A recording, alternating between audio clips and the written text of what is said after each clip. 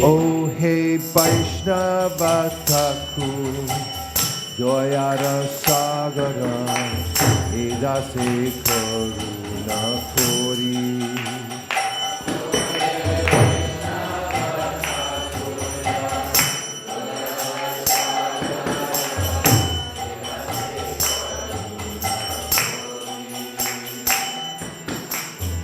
Diabara Chaya Shorohe Amare Tomara Charana Dori. Diabara Chaya Shorohe Amara Tomara Charana Dori. Chaya Bega Dhumi Chaya Dosha Shohi Chaya Gunadeho Dase Chaya Veda Nomi Chaya Dosha Shohi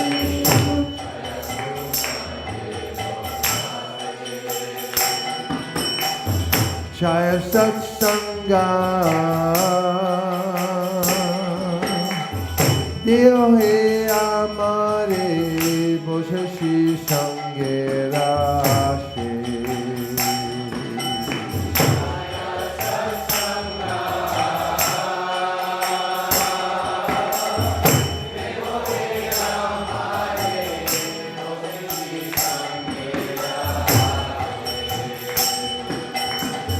Ekaki Amar Nahi Par Balo Harinama Sankirtane Ekaki Amar Nahi Par Balo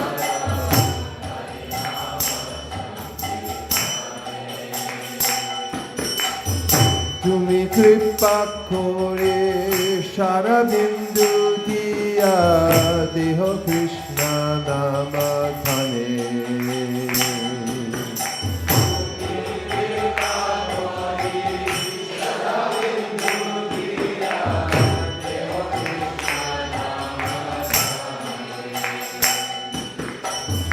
Krishna se toma Krishna dite paro tomara shakati ache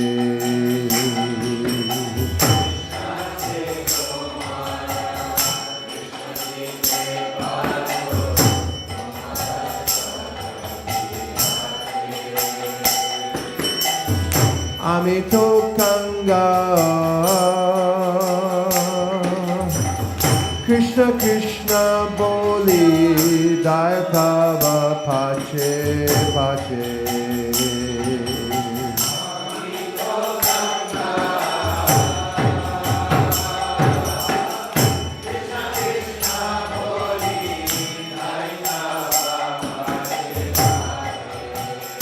O He Vaishnava Thakur Doyara Sagara Dasa Karuna Kori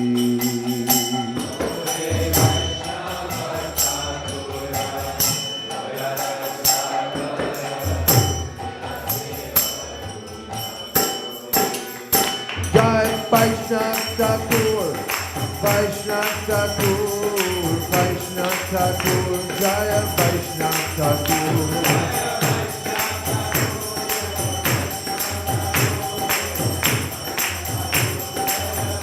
Jai Jai Prabhupada Prabhupada Prabhupada Jai Jaya Prabhupada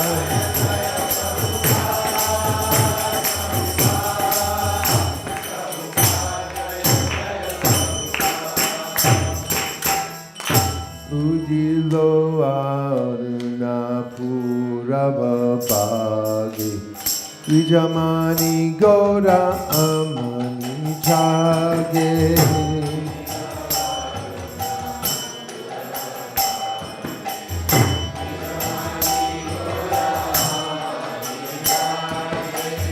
Bhakta Samwa Loya Sate Gela Nagara Braje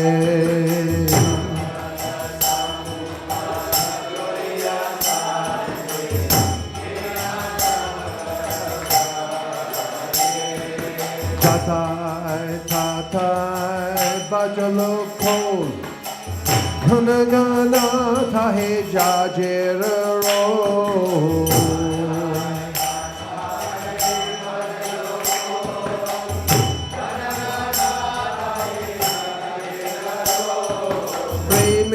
Dhala dhala sonara anga charame nupura baje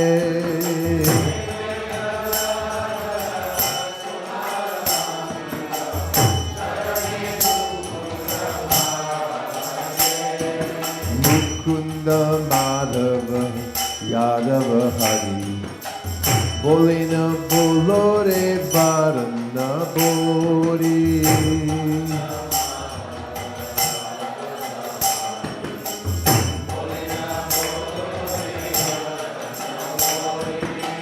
Chenida Bashe Gilore Rati Dibasha Sharira Sache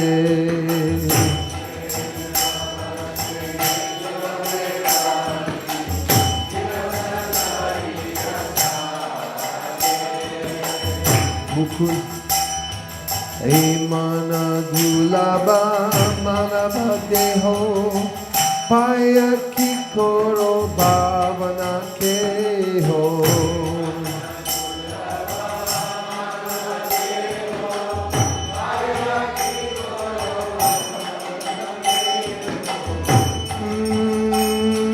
Nevina Bajile Jashoda Sutta Charame Podi Belaje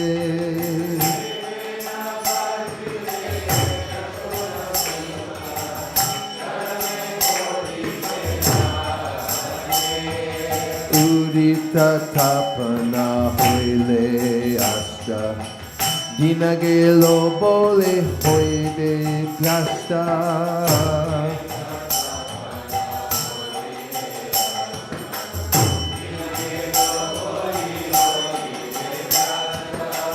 Tapekeno ebe alasahoy Napachari toya raje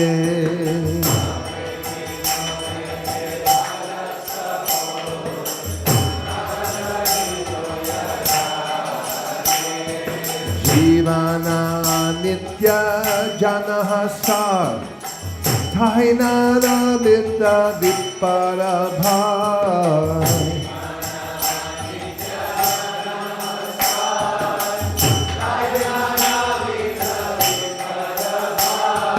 Namashaya Kodi Jatane Tini Taka Panakaje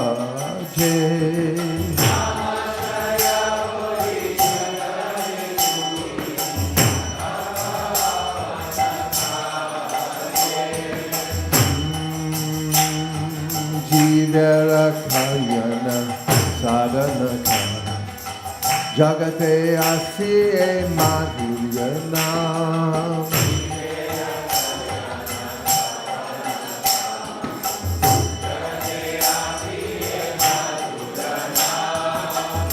Abhidyatimira Tapana Rupe Kringa Gani Viraje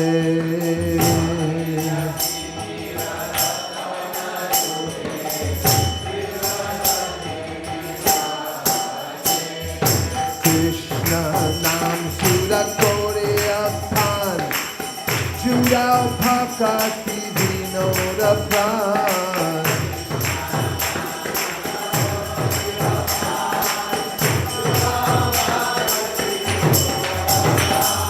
Nafina Kishu Nahikoaro Choda Purana Mahate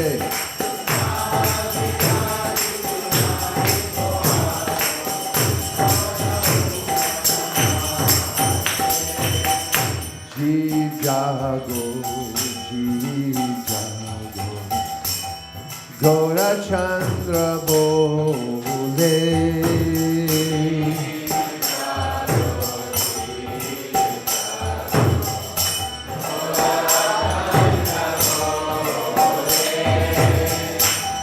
Kotane Jao Maya Isachira Kole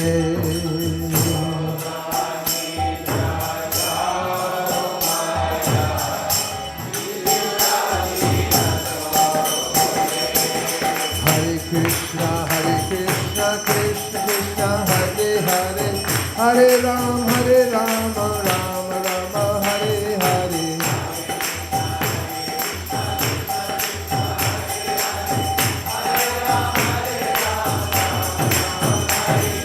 Hare Krishna, Krishna Krishna, Hare Hare, Hare Rama, Rama Rama, Hare Hare.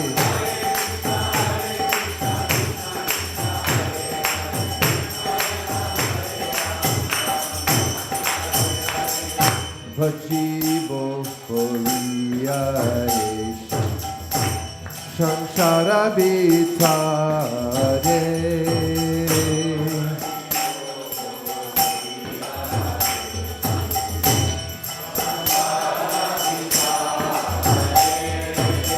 Guliaro Hile Tumi Abhijara Bhare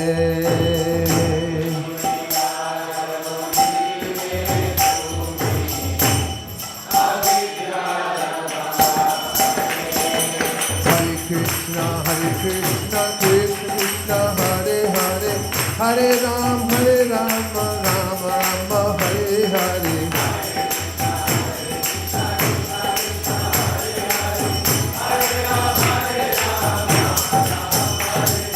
Hare Krishna, Krishna Krishna, Hare Hare, Hare Rama, Rama Rama, Hare Hare.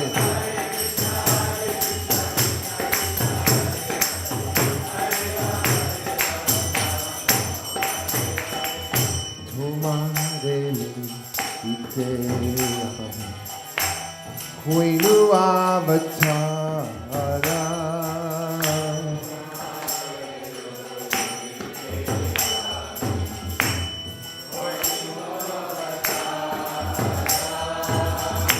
Amidina Bandhu Arum Keachetoma. Where are you going to find a friend like Lord Chaitanya? He's descended just to save you. What are you going to do now?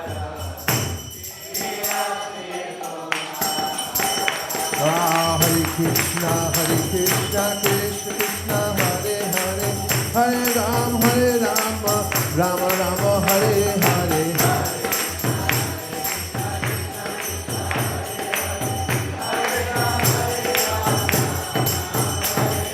Hare Krishna, Krishna Krishna, Hare Hare, Hare Rama, Rama Rama, Hare Hare.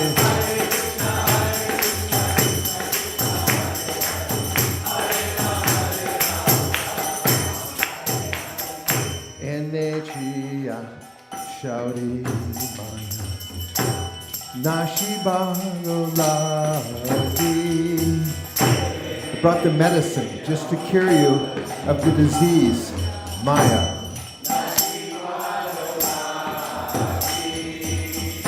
Harinam Mahamantra Lao Tumi Magi. Harinam Mahamantra. Hare Krishna, Krishna Hare Hare, Hare Rama, Rama Rama, Hare Hare.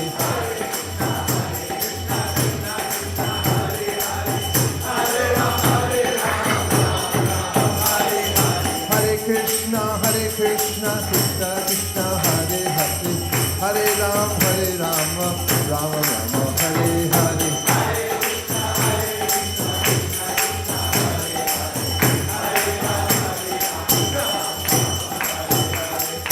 Bakati Vinoda Prabhu Charane Poriya.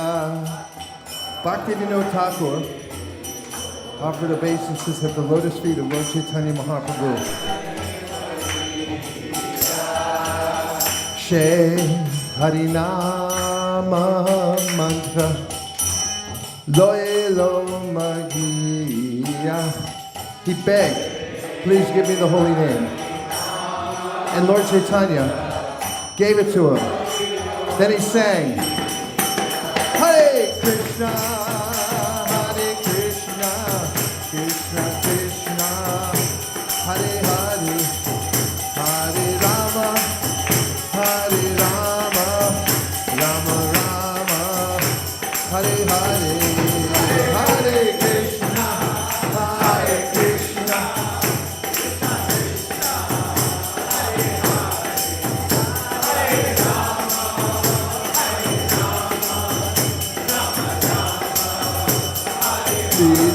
Gaura Hari Bol, Hari Bol, Hari Bol, Nitai Gaura Hari Bol.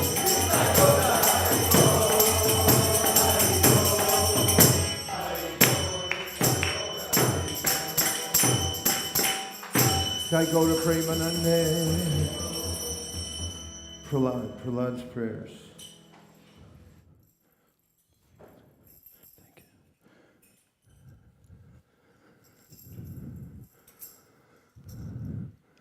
Look at this, it's all lined up now. Did you do that? It's really nice. Shri Prahlada Vacha, not yet. Astau Shid Dadamekagra Manasa Susamahita Prema Gadgadaya Vacha Tanyastya Hridayekshanaha Shri Prahlada Vacha Brahma. We've been doing the Brahma Samhita tune for this. What are our alternatives?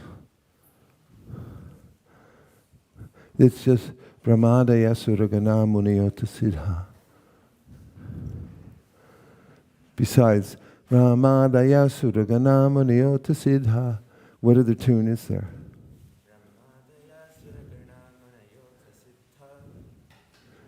Ramadaya Suragana Munayota Siddha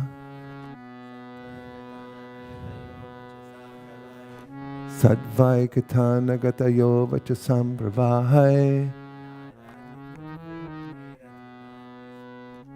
Naraditum Puragonaradhanat Pipipru Kim Toshtamarhati Samir Ugrajate Manyedana Bijana Rupata Pasutau Jas Teja Prabhava Bala Paurusha Bhuti Yoga Naradanaya Hipavanti Parasya Pumso Bhaktya Tutosha Bhagavan Gachayutapaya Viprad Vishad Guna Yutada Devinda Nabha Padara Vinda Vimukachvapacham Varishtam Manyetararpita Mano Bachane Hitarta Pranam Punatya Sakulam Natu Buddhimana Naivatmana Prabodayam Nijalabha Purno Manam Janada Vidushad Kadano Vranite Yad Yajjano Bhagavate Vidathita Kmanam Tachchat Mane Pratimukasya Yata Mukashri Tasmadaham Vikata Viklaka Ishvarasya Sarvatmana Mahigranami Yata Manisham Nicho Jaya Guna Visargamanu Pravishta Bhuyeta Yena Hipuman Anuvarnitena Sarve Yami Vidikarastava Satvadamno Brahmadayo Vayami Veshana Chodvidanta Shemaya Bhutaya Utatma Sukhaya Chasya Vikriditam Bhagavato Ruchiravatare Tadyat shamanyumasarascha hatastvadhyadya modeta sadhur apivrishchika sarpahatya lokashcha nivritimita pratiyanti sarve rupam nrsinga vibhayaya janasmaranti naham bibhemya jitate tatabhanukasya jivarka netra brukuti rabasogadam shrat antrasraja kshatakeshara shankukarnan dihrada bitta digibad adibhinna kagrad trastosmyaham kripatna vatsala dusha hogra samsara chakra kadanadgrasatam pranita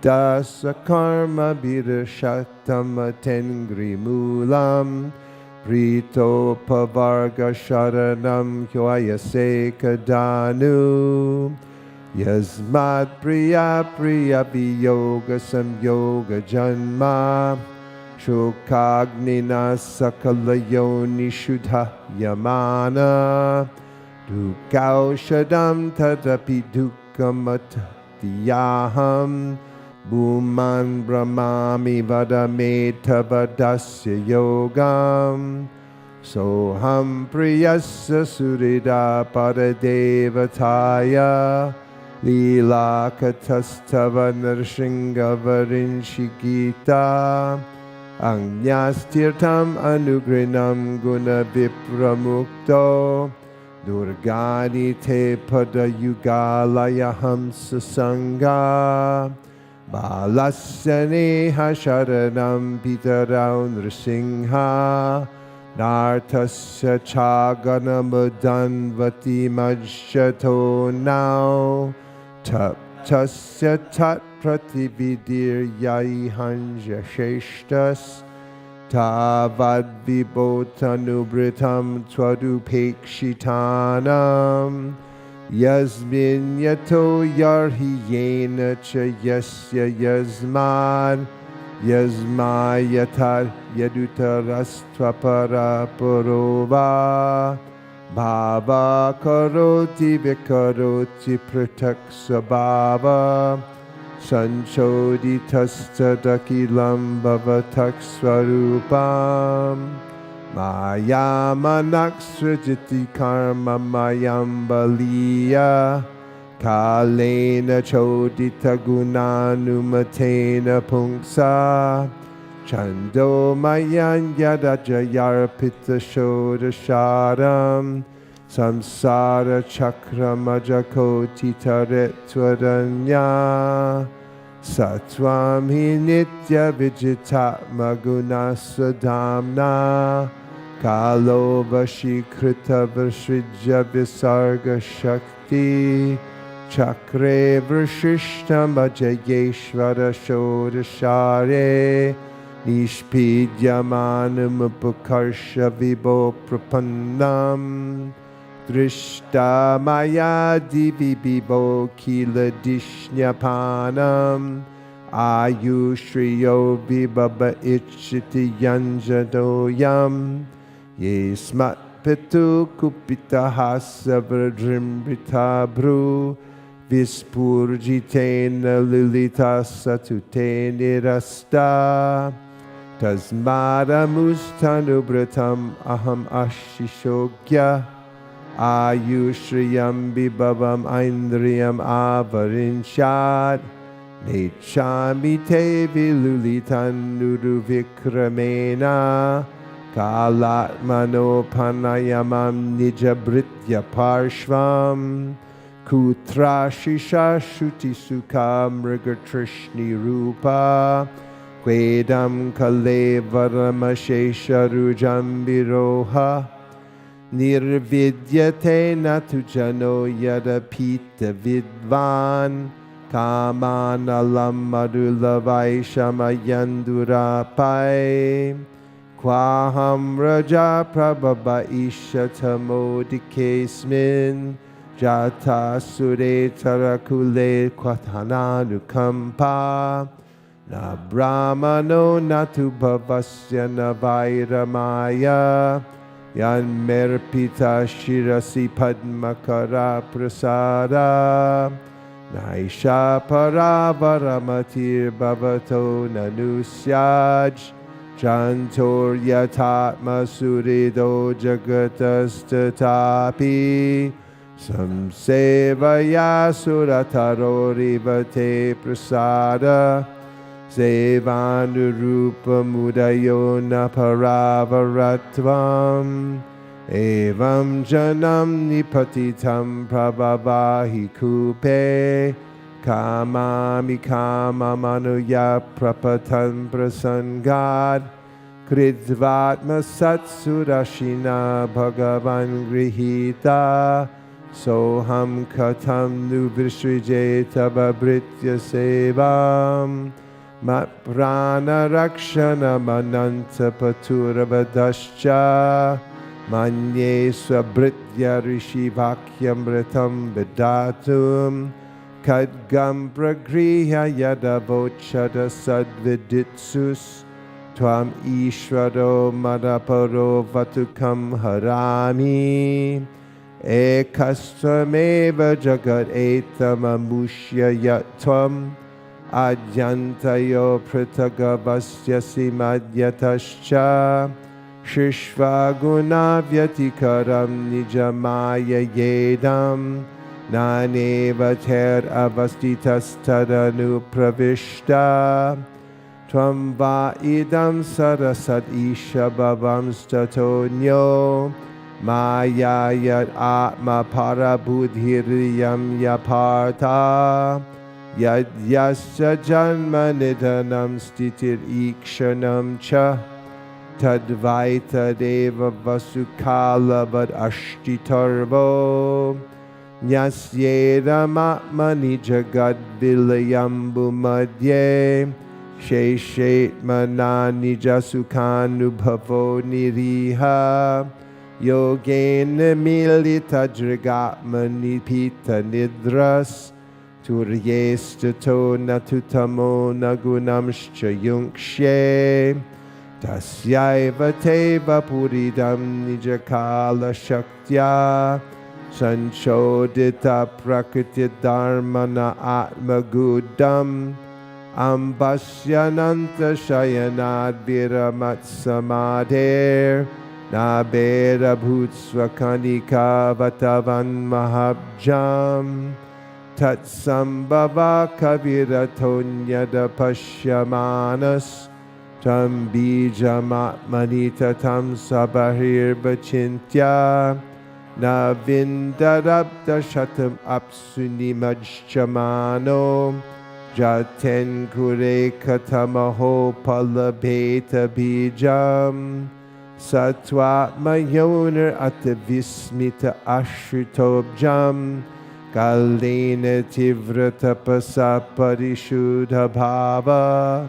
Tam Atmanisha Bhuviganami Vati Sukshmam Bhutendriyashaya Maye Vitatam Dadarsha Evam Sahasravadanang Grishira Kororu Nasadya Karna Nayana Bharana Yudhahyam Maya Mayam Sadupalakshitavtani Vesham Trishva Mahapurusham Apamudam Barincha Tasmai Bhavan Hayashirastanuvam Hi Bibrad Veda Druhab Atipalau Matukhaita Bhakyau Hatvana Yashruti Ganamschara Jastamascha Satvam Tava Priyatamam Tanum Amananti Itam Ritirya Grishi Deva Jashavatarar Lokam Vibhavayasi Hamsa Jagat Pratipan Dharmam Mahapurusha Pasi Yugana Vrittam Channa Kala Yada Babastridiyugota Sattvam Naitan manastava katasu vikuntanata sampriyate durita dushtamasarutivram kamaturam harshashuka bayanishanartam tasmin katam tabagatim bimbrishami dina chivaikato chutavikarshati mavratripta Shishnonyatastvadudaram shravanam kutaschit Granonyatashchapadadrik kwachakarma shaktir Bhavyasa patnya ihageha patim lananti Evam sakarma patitam bhavavaitaranyam Anyonya janma manana bhashadapita bhitam Pashyanjanam swapara vigraha vaira maitram Anteti parachara piprihi muddamadya Konyatra te kila goro bhagavan prayasa Uttarane swabhava sambhava lopaheto Udeshu vai mahadanugraha artha bandho Kim tena te priyadajananuseva na Naivo dvije paraturatya vaitaranyas Tadvirya gaya namahamrita magna chitta Shochetato vimukacheta se indriyarta Maya sukaya bharamudvahato vimudhan Kayena deva muneyo svavimukta kama Maunam charanti vijanena parartha nishta Naitan vihaya kripanan viva muksha eko Nanyam twadasya sharanam brahmato nupashye Yanmaitu nadi griha medi sukham hitucham Kandu yanena korayoriva dhukka dhukkam Tripyanti neha kripana bahudukka bhaja Kanduti van manasijam vishaheta dhira Maunavratashuta patodhyayana sadharma Vakya raho japa samadhaya apavargya Kaya param purushate tvajitendriyanam Varta bhavantyunanavatra tudambikanam Rupe ime sarasati tava veda shrishte Bijan kura vihana chanyada rupakasya Yukta samaksham upayatra vichangshante tvam Yogena vanimiva darushunanyatasyat Tvam vayuragniravanirviyadambumatra Pranendriyanirhridayam chidanugrahascha Sarvam tvareva saguno vigunasya bhuman Nandyatvat asya pimano vachasam niruktam Naite guno nagunino mahad adyayo ye Sarve mana prabritaya sahadeva martya Adyantavanta urugaya vidanti hi tvam Evam vimrishya sudeyo viramanti shabdad Teratama namastuti karma puja Karma smritishcharanayo shravadam katayam Samsevaya tvahi vineti shadangaya kim Bhaktim jana paramahamsa gatau labeta Sri Narada Uvacha. What tune goes with that? Etavad varito guno Bhaktya bhakte nirguna Praradam pranatopito Yata manyor abhashata.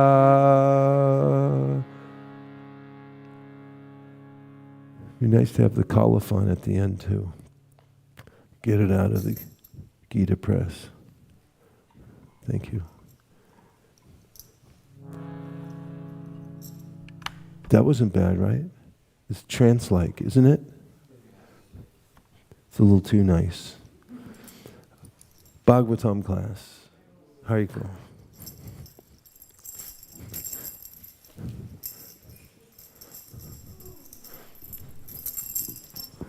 Hare Krishna, Hare Krishna.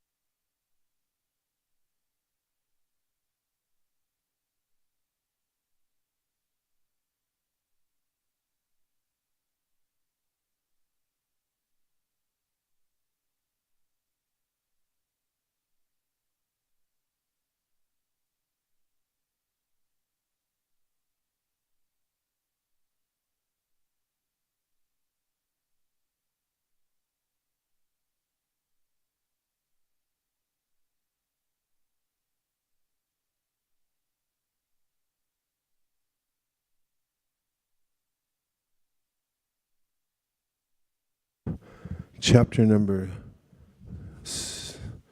60.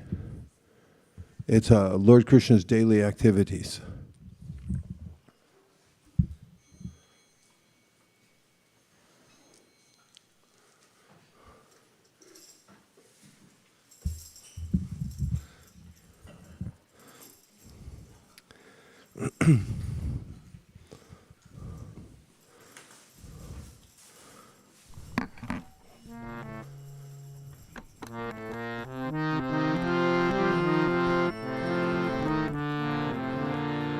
Hey, Chakadolas here.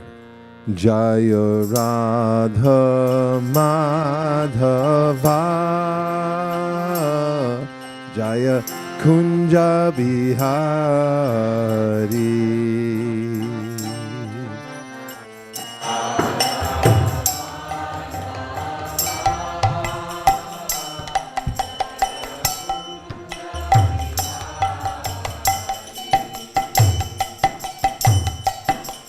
Gopi Janna Vallabha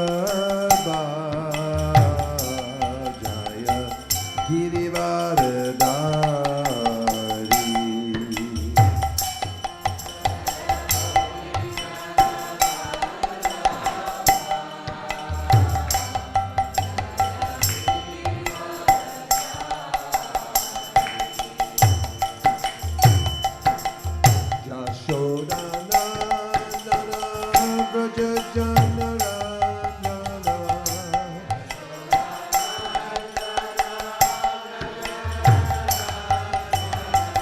Jashodana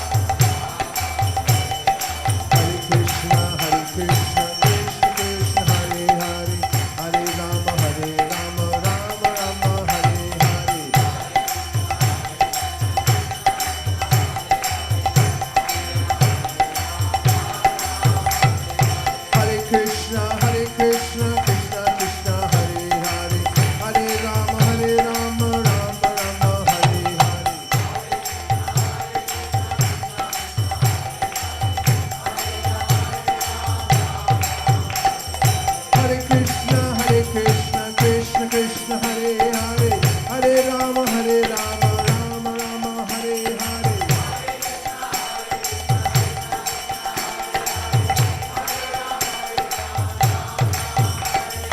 Hare Krishna Krishna Krishna Hare Hare Hare Rama Rama Rama Hare Hare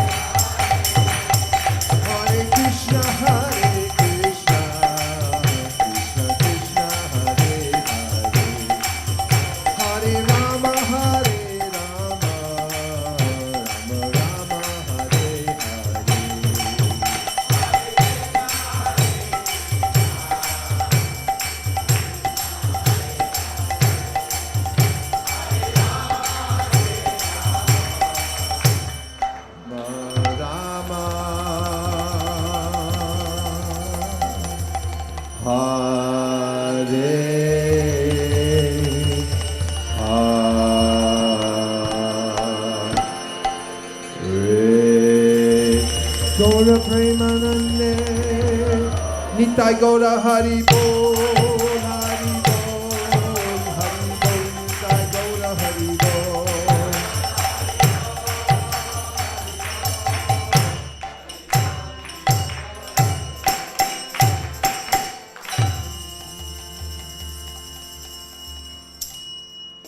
Om Namo Bhagavate Vasudevaya Om Namo Bhagavate Vasudevaya Om Namo Bhagavate Vasudevaya Narayanam Namaskritya Naram Chaiva Narottamam Devim Sarasatim Vyasam Tato Jayam Udiraye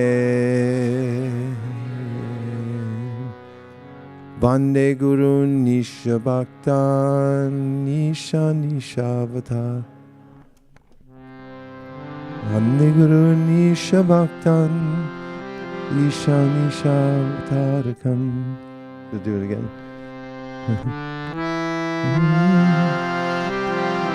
That's our Mangalacharna for the next couple of months. Just FYI. Mangalacharna, we create auspiciousness. We offer respectful obeisances.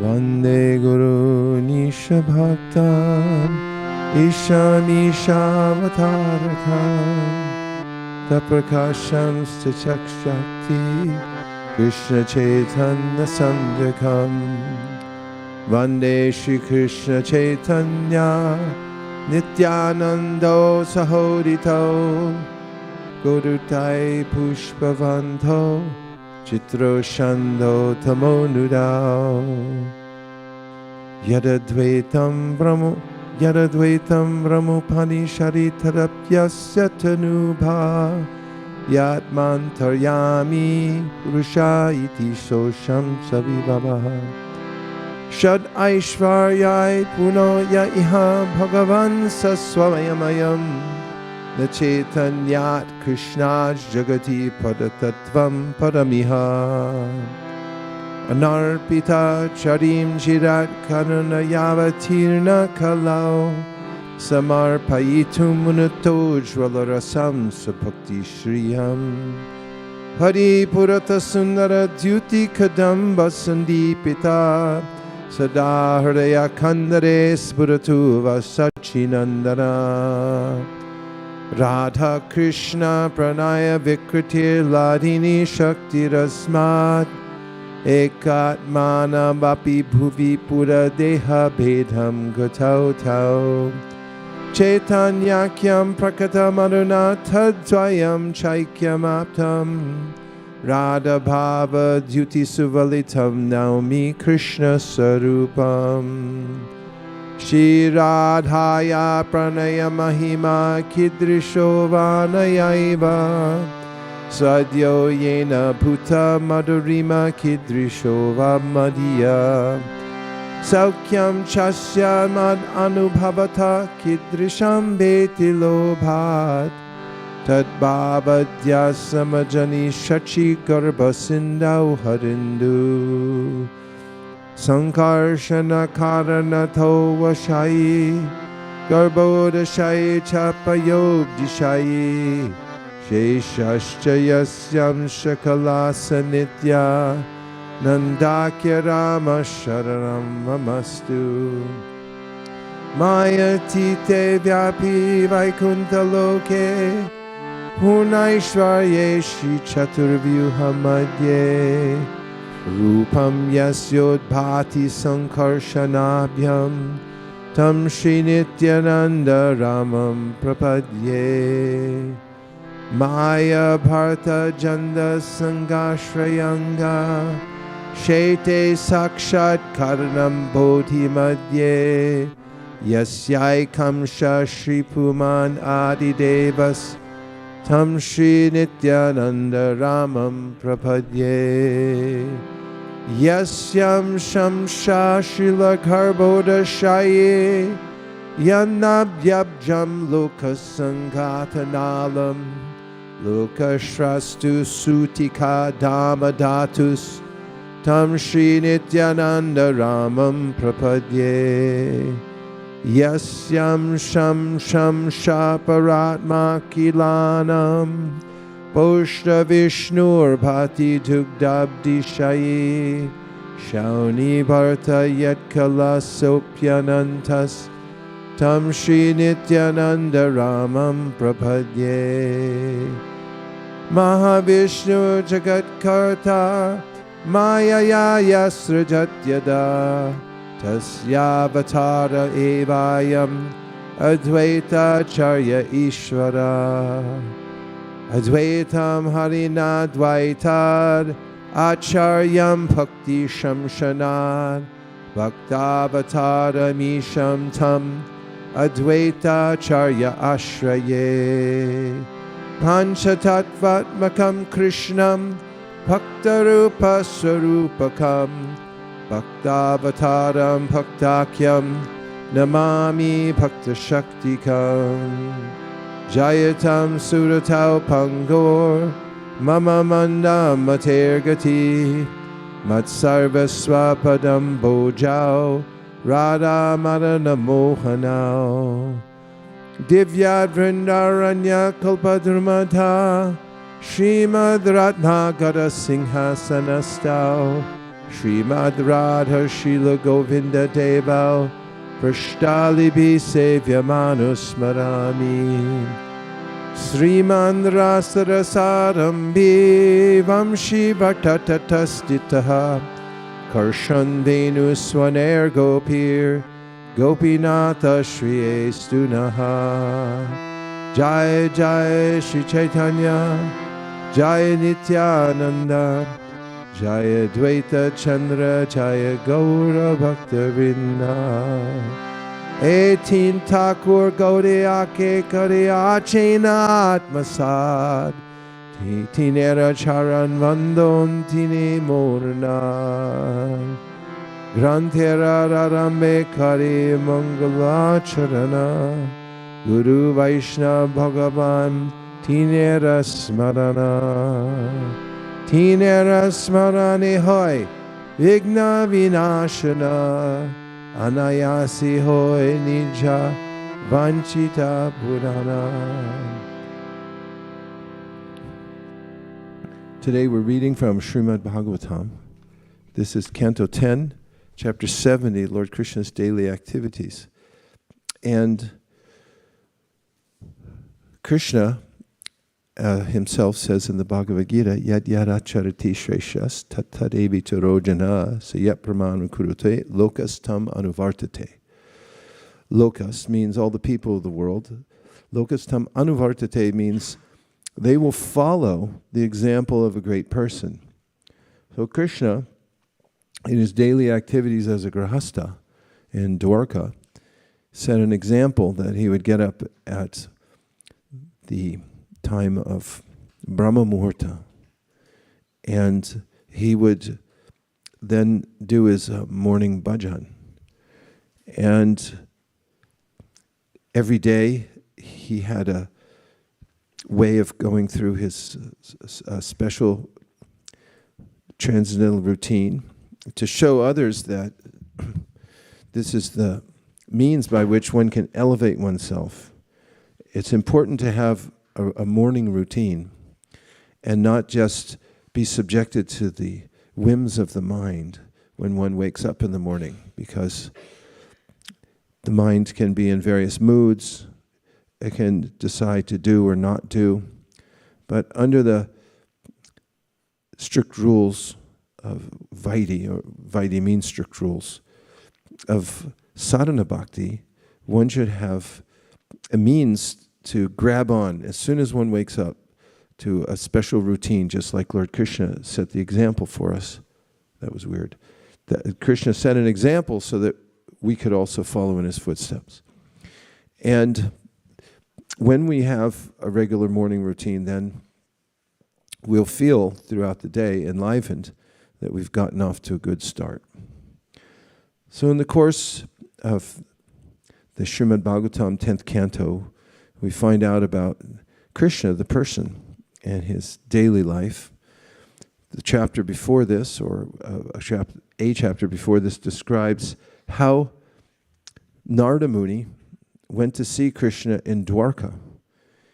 And he already knew that Krishna is the supreme mystic. Narada is a great devotee of Krishna. But he wanted to see how much of a mystic he was, and he also, of course, as everyone was constantly amazed by Krishna's powers. Is it humid in here, hot or stuffy? It's humid, hot, and stuffy. HHS. Could we have it be? What would be the opposite of HHS? Cold air. Cold, dry air. Thank you. That's on your SAT, so please, or at least your IQ test. We need cold, dry air. CDA. Narada went to Dwarka, and in Dwarka, Krishna had manifested 16,108 palaces. Nowadays, when we go to wealthy neighborhoods, you might drive through and think, oh, look at that one, look at that one. Like last night through Palo Alto, we saw a few big houses here and there, but nothing compared to a palace. I mean, even on Avenue Road, right off Avenue Road, what's the name of the road? Roxborough. Roxborough's perhaps one of the most wealthy neighborhoods in the world, Roxborough. And I like to walk up and down the street there and chant japa. And the houses are enormous, but Krishna's palaces were way bigger than that. Probably bigger than all of Roxborough put together. But he had 16,108 of them. And someone say, well, that sounds fantastical. Well, what else would you want from God? Would you want something where you said, oh yeah, I could do that? No, you want something where you say, like, nobody could do that, and that's God. And Krishna does it easily, because Swabhavika Jnana Balakriya Cha. He has multifarious energies. This is one of the important aspects of understanding Krishna. Krishna is not a homogeneous, conscious mass with no variety.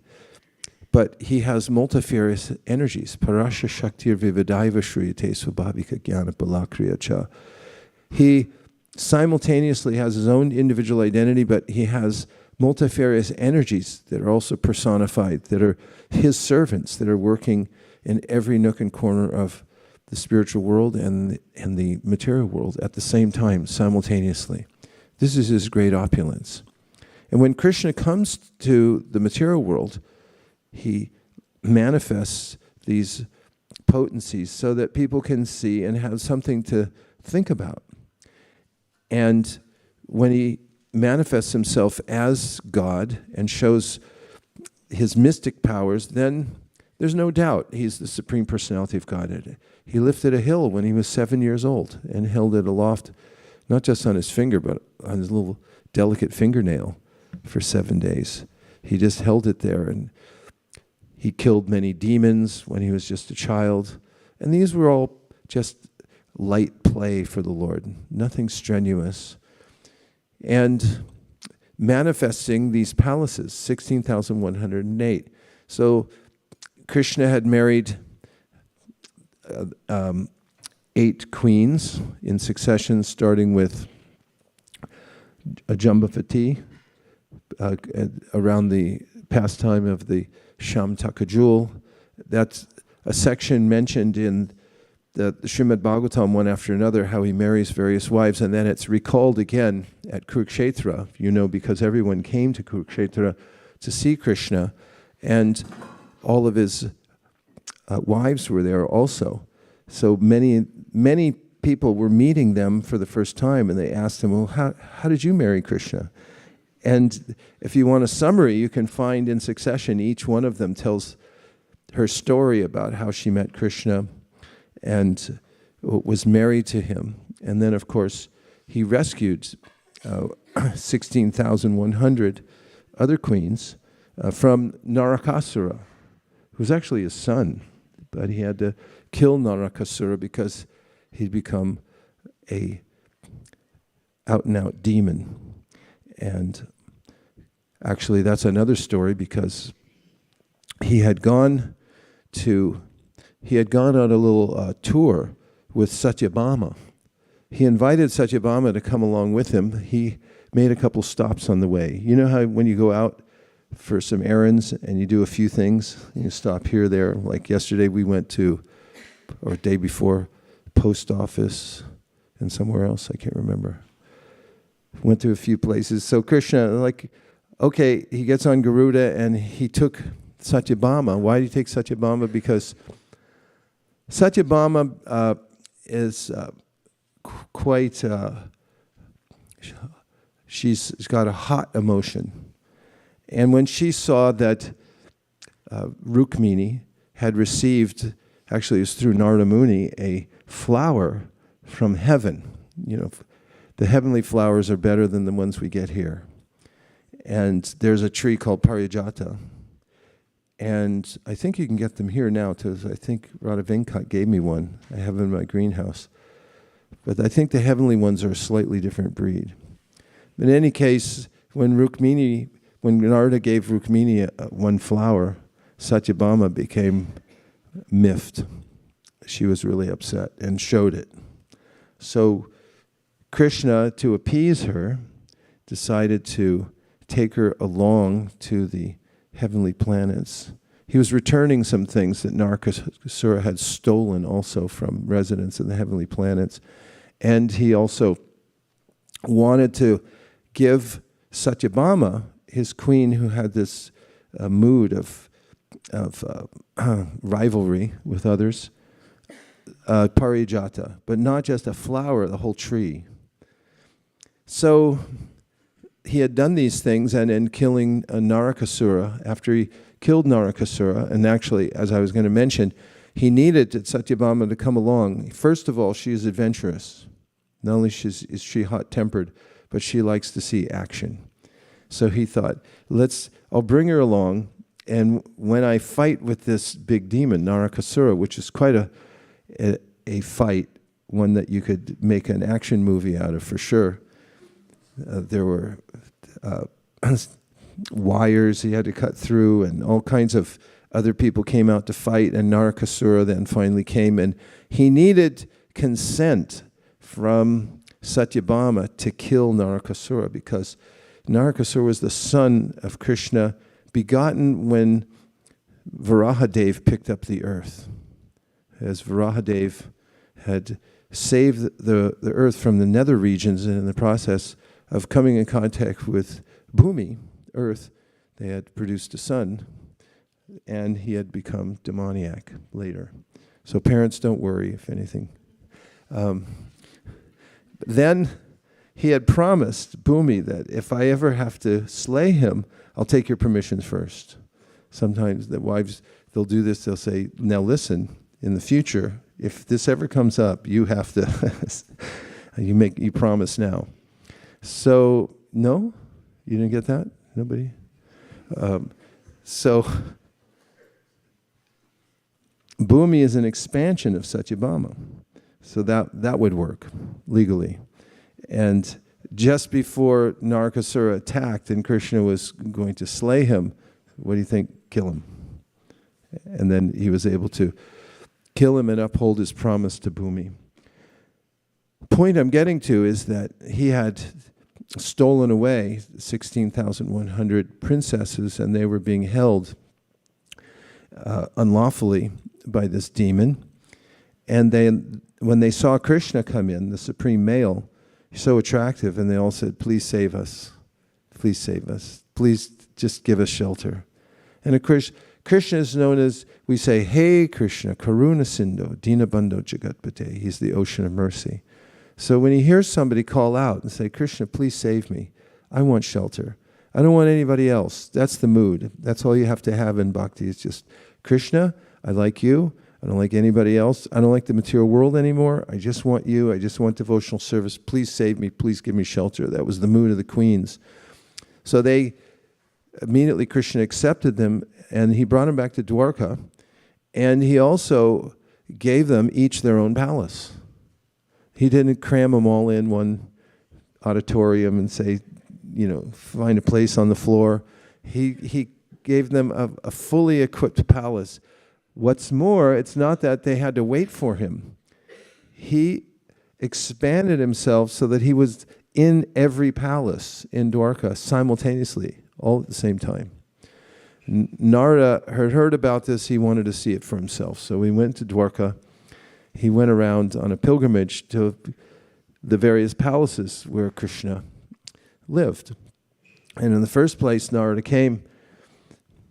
Krishna, who was being fanned by Rukmini, saw Narada coming, and he got down and came out of his house and bowed down to Narada to set an example. And everyone knew that Krishna was setting an example because he's Namo Brahmanya Devaya, Go Brahmana Hitaya Cha, Govindaya Namo Namaha. This is Krishna shows respect, worships the Brahmanas, the highest, those in the highest consciousness who are dedicated only to him. And to show the example to the world, he invited Narada. He washed his feet. He did artik for him. He took the water, sprinkled it on his head and Rukmini's head and so forth. And Narada saw how Krishna was engaged in that palace. And then he went to the next one. And every place he went, although it's the same Krishna, just expanded in different palaces, Krishna would act like it was the first time he saw Narada. And not only that, Narada saw that Krishna was engaged in each place in a unique activity. Some place he was playing chess, some place he was talking to Uddhava about a strategy, some place he was playing with his children, riding on his back, and things like that. And so he went around from palace to palace and saw and was amazed by how Krishna's mystic powers were working, that he was there manifested all at the same time. Meanwhile, in his daily activities, as is described In fact, one should wake up and meditate upon whom? Just say Krishna. If you don't know the answer, just say Krishna. Say Krishna. So who does Krishna meditate on? Himself. He wakes up and meditates. But Prabhupada points out, we shouldn't do that. Don't get up and meditate on yourself. It's like, get up and meditate on Krishna. And when we meditate on Krishna, Om apavitra pavitrova sarvavastan katopiva yasmaret pundarikaksham sabhaya abhyantara shuchi. Whatever condition of life we're in, and we can find ourselves in some pretty strange situations in life, right? Yeah. You never know how. I always feel and remember this phrase, that such and such left you to twist in the wind. Have you ever heard that phrase before? As if, something like a flag is left on a pole and the big wind comes in it. You've heard it, right, Ekachakapran? You twist in the wind. As if you just left to your own devices and you get all tangled up. The wind twists you around and you're in knots and there's nothing you can do about it. That's what it means to be left to twist in the wind. So we're basically left to twist in the wind of the three modes of material nature here. So what can you do about it? Well, when you wake up in the morning, meditate on Krishna. Because whatever situation you're in, pure or impure, apavitra pavitrova. So apavitra means you're not pure, and pavitra means you are pure. So either way, you should meditate on Krishna. Om apavitra pavitrova sarvavastan. Wherever you're situated, pure or impure. Or you may be pure, but you may be in an impure place, right? Have you ever had that happen? You're following carefully, you're chanting, you're in good consciousness, but then you end up stuck somewhere. Have you ever been stuck somewhere in an impure place? You can remember where? I want examples. No.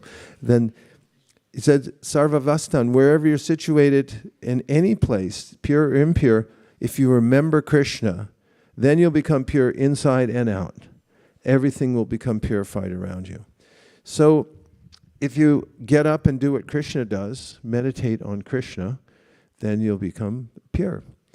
Now, one day, while Krishna was going about his business, a messenger came from the palace of, actually he wasn't apparently, no one had seen him before. He was new there in Dwarka, a new face, but he came as a messenger, and messengers are respected. You're not supposed to kill the messenger, right? And the messenger came there on behalf of the kings who had been imprisoned by Jarasandha. And the prayers that they offer are instructive for all of us, because we all have our little kingdoms, right? Or queendoms. We all have something we feel, this is my property. This body, at least, is my property, right? I get to keep it. No, you don't. This money I work so hard for, that I must be able to keep. No, you can't keep it. What else do we have that we think we can keep? My reputation. I've got such a good reputation. Nobody can ruin. Oh, yes, they can. Your reputation can go down the drain anytime. Anything else? Family. My family, these are my family. Can you keep them? You don't get to keep them. So the kings, a king means, and this is mentioned actually in the Srimad Bhagavatam at the end of the fourth canto, that the Bhagavatam brings up many stories of kings, because especially at that time when kings were prevalent, everyone thought, oh, live like a king. I wish I could live like that. But then when you hear the inside story of what the kings are going through, then you think, oh, okay, maybe not. Or maybe it's okay just to be me and do what I do and let me be Krishna conscious. And so these kings had this revelation, a collective revelation, and they all signed a list of prayers that they wanted to offer to Krishna there in Dwarka, even as they were imprisoned. Somehow they snuck it out.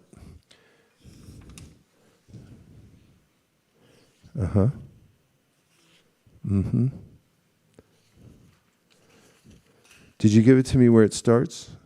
Shastasar? Starts at 22. Okay, the pages flip themselves. Good, thank you. So, I'm taking you up as Krishna's engaged. Now you already know he's engaged in his daily activities, going about his transcendental business. And then this happens in Dwarka. Once a certain person arrived in the assembly, O king, who had never been seen there before. The doorkeepers announced him to the Lord and then escorted him inside. That person bowed down to Krishna, the Supreme Personality of Godhead, and with joined palms he described to the Lord how a number of kings were suffering because Jarasandha had imprisoned them. 20,000 kings who had refused to submit absolutely to Jarasandha during his world conquest had been forcibly imprisoned by him in the fortress named Girivraj. Srila Vishwanath Chakravarti points out that these kings refused the payment of tribute and other forms of submission to Jarasandha. Also, there's a well-known account of the Mahabharata and other literatures that Jarasandha desired to worship Mahabhairava by offering him the lives of 1,000 kings in sacrifice. What a demon. 25.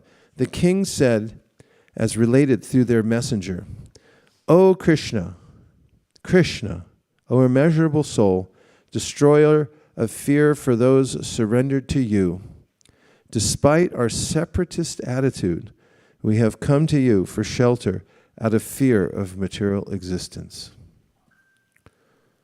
Scroll.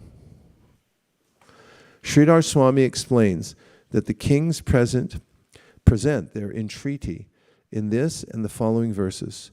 In this verse, they take shelter of the Lord. In the next 3 verses, they describe their fear. And in the last 2 verses, they make their prayerful requests. So here they're taking shelter. This is their first, as they address Krishna, they're telling him, we want your shelter. And then they'll tell what's going on in their lives, why they're afraid. So that's important. Prabhupada writes in a commentary that we should tell the Lord what we're going through. Who else are you going to tell it to? Because most people go, okay, well, I hope it turns out okay. It's a cruel world. Krishna's the only one who can do anything about it. He's the suhrit, the best friend within our heart. So why not tell him our fears and what we're going through? And then finally, it says here, the last 2 verses, they make a prayerful request. So this is important also, to ask Krishna for something transcendental, some service, or ways, please direct me how I can come to you, and so forth. So this is a nice formula that we can take with us, isn't it? First, express that I'm taking shelter. Because when you come to a great personality, it should be pranipat, which means you're already surrendered. You've already ascertained that I'm going to go there in a mood of surrender. So pranipatina, prashnena sevaya. Then you ask some question, and then you render some service. So this is how to get things done in this world. We can't do anything ourselves. We're very dependent on so many people. Devarshi Bhutatma Nirnam Pritinam, all the P3s, the forefathers, the demigods, the animals, everyone we have to depend on for support. And Krishna is the head of all of them. So it makes good sense to go to Krishna and ask these things. So 26, they continue. People in this world are always engaged in sinful activities and are thus bewildered about their real duty, which is to worship you according to your commandments. This activity would truly bring them good fortune. Let us offer our obeisances unto the all-powerful Lord, who appears as time and suddenly cuts down one's stubborn hope for a long life in this world. Purport. Lord Krishna states in the Bhagavad Gita 9:27, Yat karoshi yadashnashi, yat juhosi dadasi yat tapasyasi kaunteya tat kurushva manarpanam. Whatever you do, whatever you eat, whatever you offer, or give away, and whatever austerities you perform, do that, O son of Kunti, as an offering to me. This is the Supreme Lord's commandment, but people in general are bewildered and neglect this auspicious activity, preferring instead to perform sinful activities that lead them to terrible suffering. The Krishna consciousness movement is working to enlighten the world about this most essential activity of loving service to the Lord.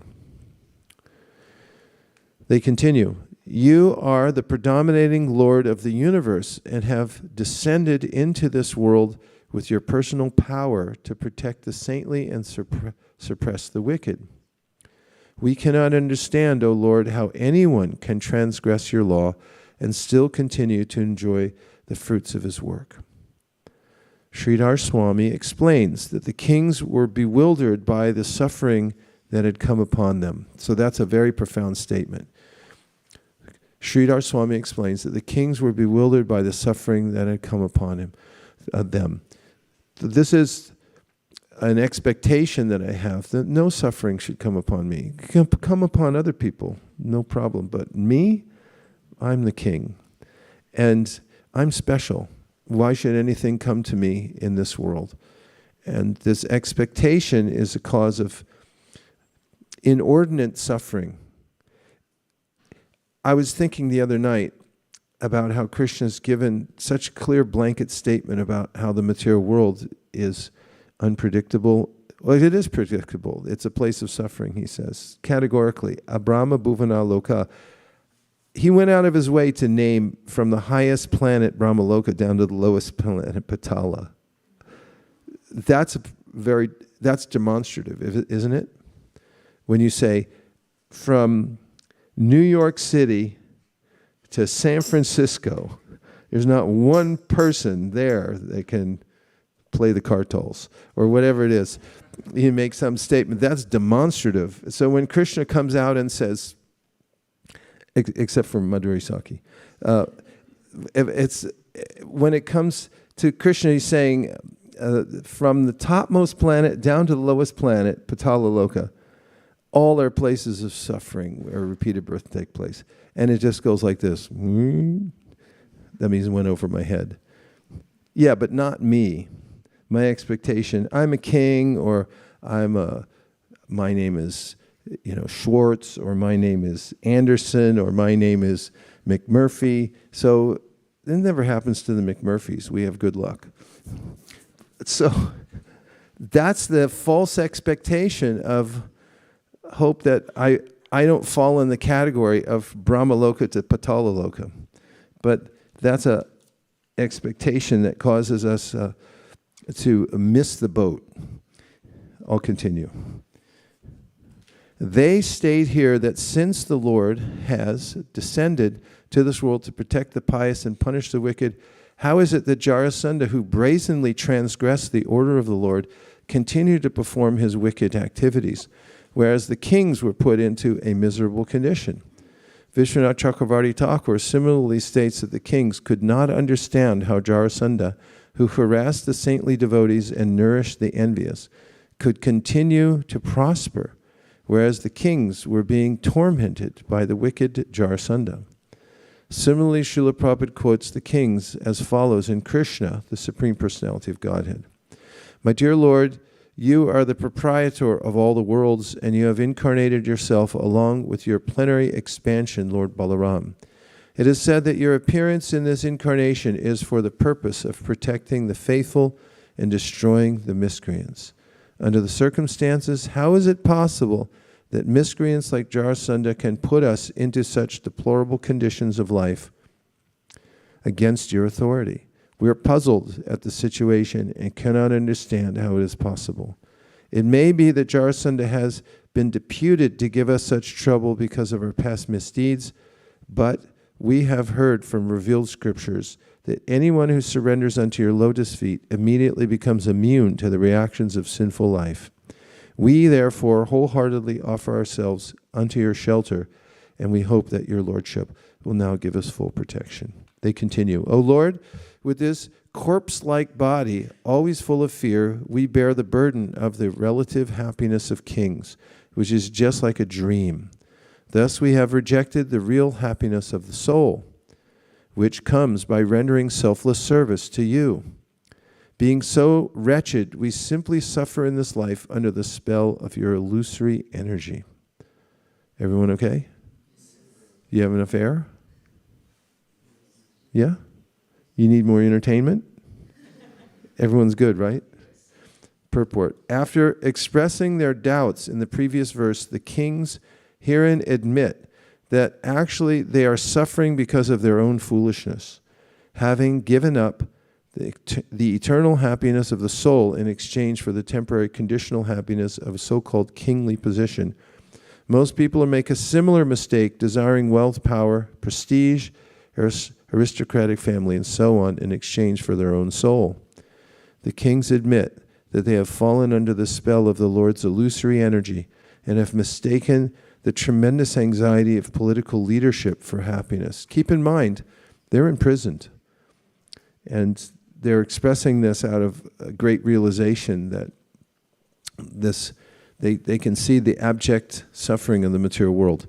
They continue, therefore, since your feet relieve the sorrow of those who surrender to them, please release us prisoners from the shackles of karma, manifest as the king of Magadha. So that's the agent of their suffering is the king of Magadha. So they put it like that. And once this person named Peter Burwash, he was a businessman, and he had Peter Burwash International. It was an international tennis organization. He was a pro tennis player, became a devotee, and then he started his own company. And he lived in Hawaii for a while. And recently, before he passed away a couple of years ago, he lived down near Carmel, Peter Burwash. So I got to know him quite well because we used to both go to the Festival of Inspiration at New Vrindavan. Remember that? Back in the old days? Remember the old days? So somehow or other, we had some kind of karmic connection. Twice, I got on an airplane, once early in the morning in Toronto. I sat down in my seat, and it was Peter Burwash next to me. There was no earthly connection why he should have been there at the same time. If that wasn't enough, Nirkula and I were flying somewhere, and we were going out of Denver, and I sat down in my seat, window seat, and then I was minding my own business, chanting my chad, and somebody tapped me on the shoulder and said, nobody should tap me on the shoulder. You know, when you sit in a seat on an airplane, that's it, no talking and no touching.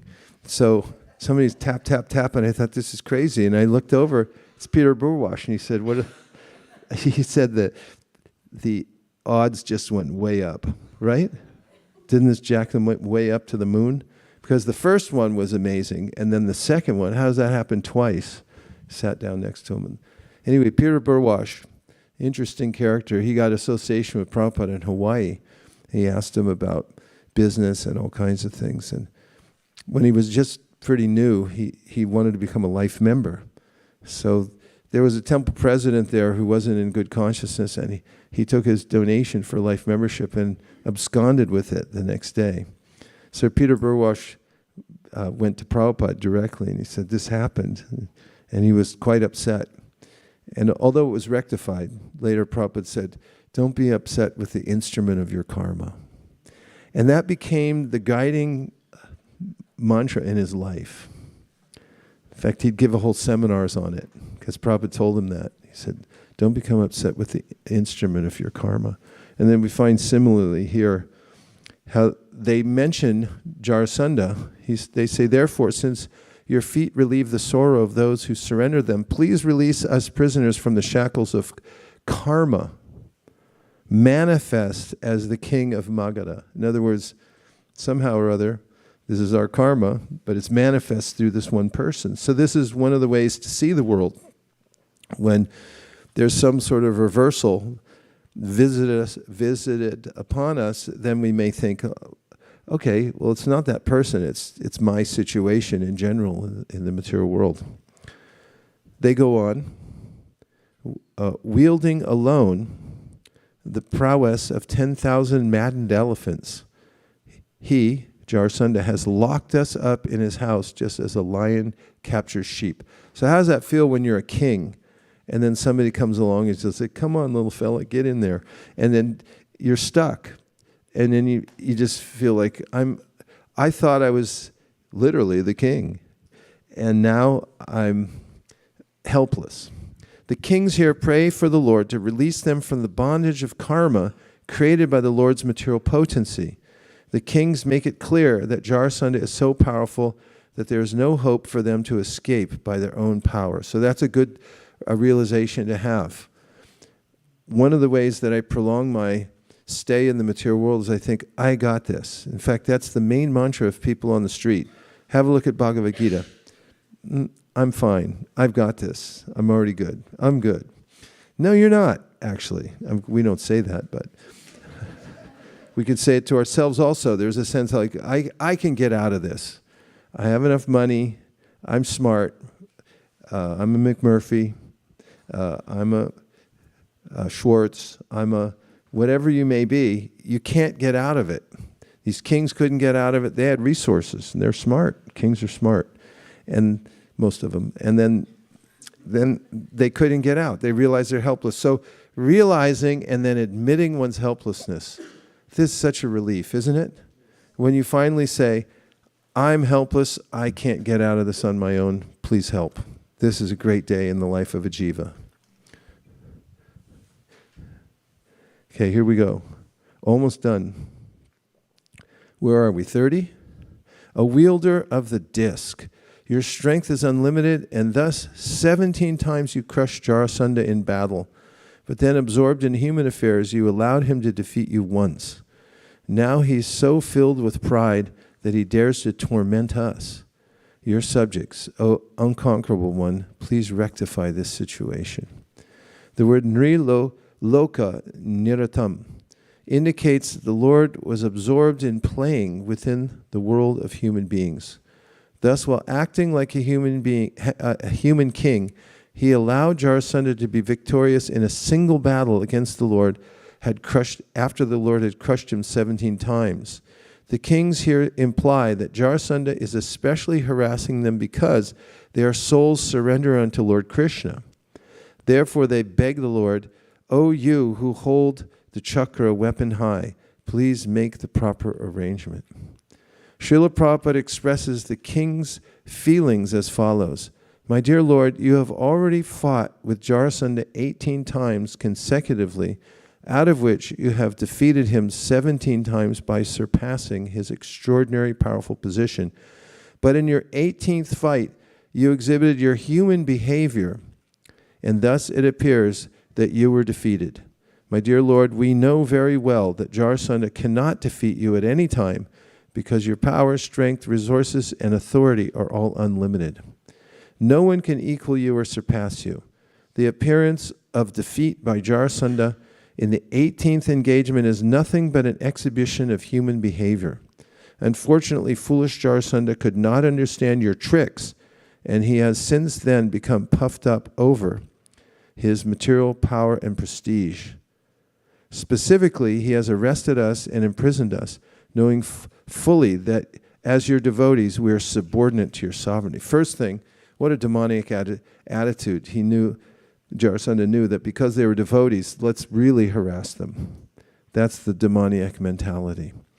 And meanwhile, in the 18th time that Jarasandha attacked, of course, there was a dual attack on Dwarka at that time, because Kalyavana also came with his minions, and he was a powerful person.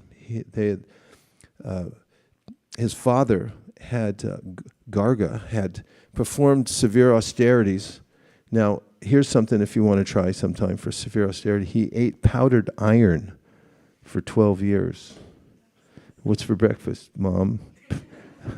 Powdered iron for 12 years until he received a benediction from Shiva. And what was the benediction? I want to have a son who will harass the Yadu dynasty. What a waste of time, huh?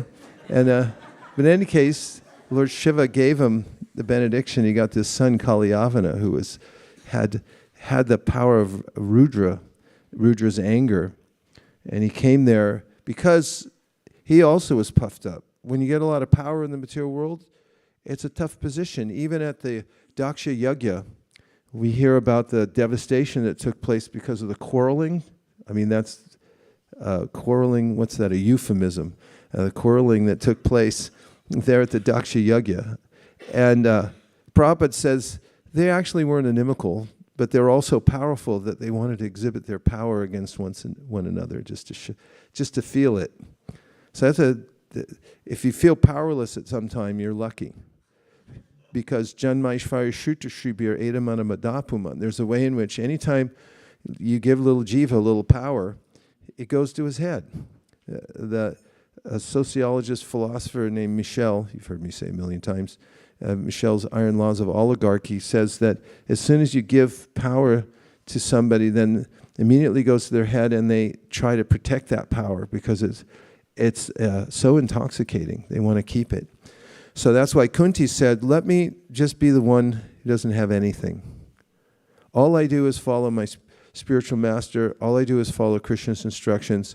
If you messed up, well, at least I was trying to do Krishna's will when I messed up. If you mess up when you're trying to do your will, you get sued and you're going to lose.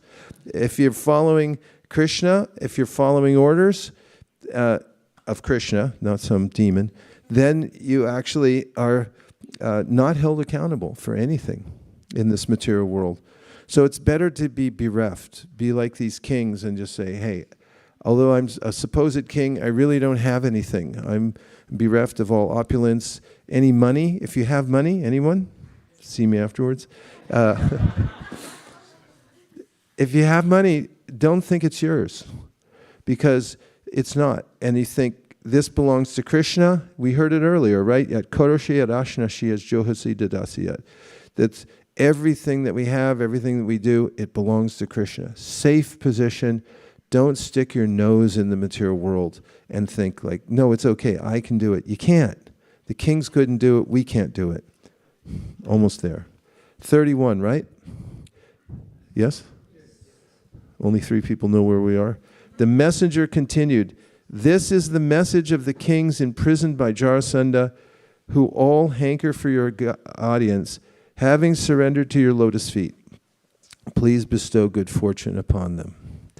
Shukadeva Goswami said, when the king's messenger had thus spoken, the sage of the demigods Narada suddenly appeared, bearing a mass of golden matted locks on his hair. Don't get any ideas.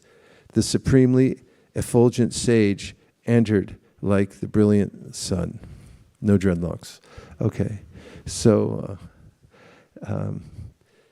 this is instructive, and it's a real life situation.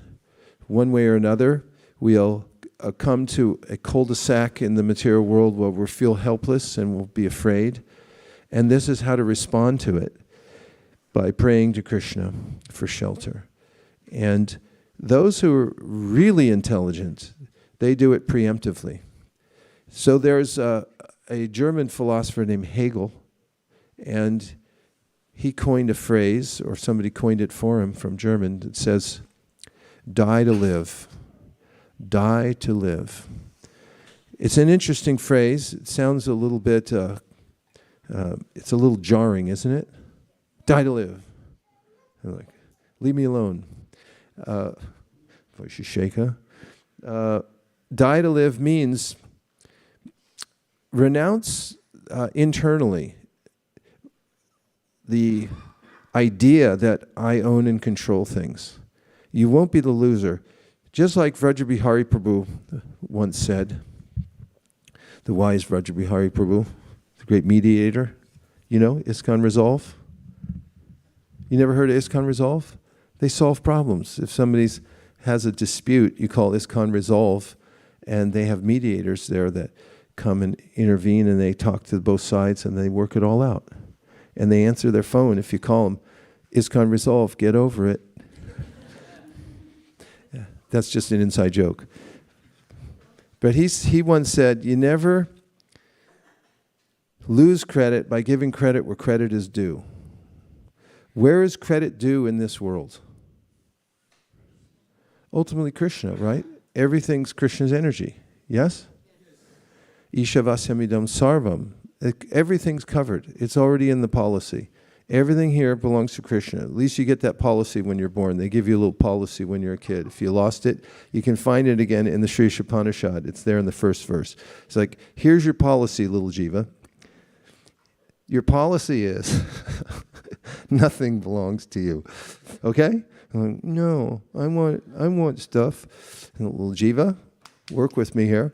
And then jiva, nothing belongs to you, but everything that you need is set aside for you. Is that all right? It's like, no, I want more than that. So if we go back to the policy, read the policy carefully, and then just sign off on it and say, okay, I admit this, that everything belongs to Krishna. Everything's controlled and owned. That's important. Two things, controlled and owned by the Lord. You can't control it, you can't own it. It's such a relief. You'll sleep like a baby tonight. Anybody lose any sleep lately? Say yes. Yeah, I know how it is. It's like you wake up, it's like, uh-oh, what about that? It's like 2 hours later, what about this? It's like, that guy hates me too. And so one thing after another, we get an anxiety. But if you just follow the policy, go back and what these kings have done and said, Krishna, it belongs to you. It's not me, it's you. And I thought I was a king, but I'm not a king. I thought I controlled and owned. I don't control and own. It's all you. It's all your glory. And I'm just going to follow your instructions from now on. And that's it. And if we take that, then we can admit it to the Lord. And then we get, paradoxically, great power in this world. You look at those who walk in the world. Like I was thinking about Narada Muni this morning. He goes everywhere. No restriction whatsoever. Why? Because he already signed the policy. If you sign the policy and say, that's it, it's all for Krishna, then you can go anywhere. They let you in, any place. It's like you just walk in and it's like, oh yeah, he signed, come in. Because what people are afraid of is those who look at your stuff and they go like, well, maybe that's your stuff now, but maybe it'll be my stuff a little later. I'll take your stuff from me. And that's what everyone's fighting over in the world, is my stuff, that's your stuff. No, let's fight about it. But those who know that everything belongs to Krishna and they've embraced that, they become dhira dhira jana priyo priyakaro. They're dear to everyone. Krishna says it in the Bhagavad Gita also.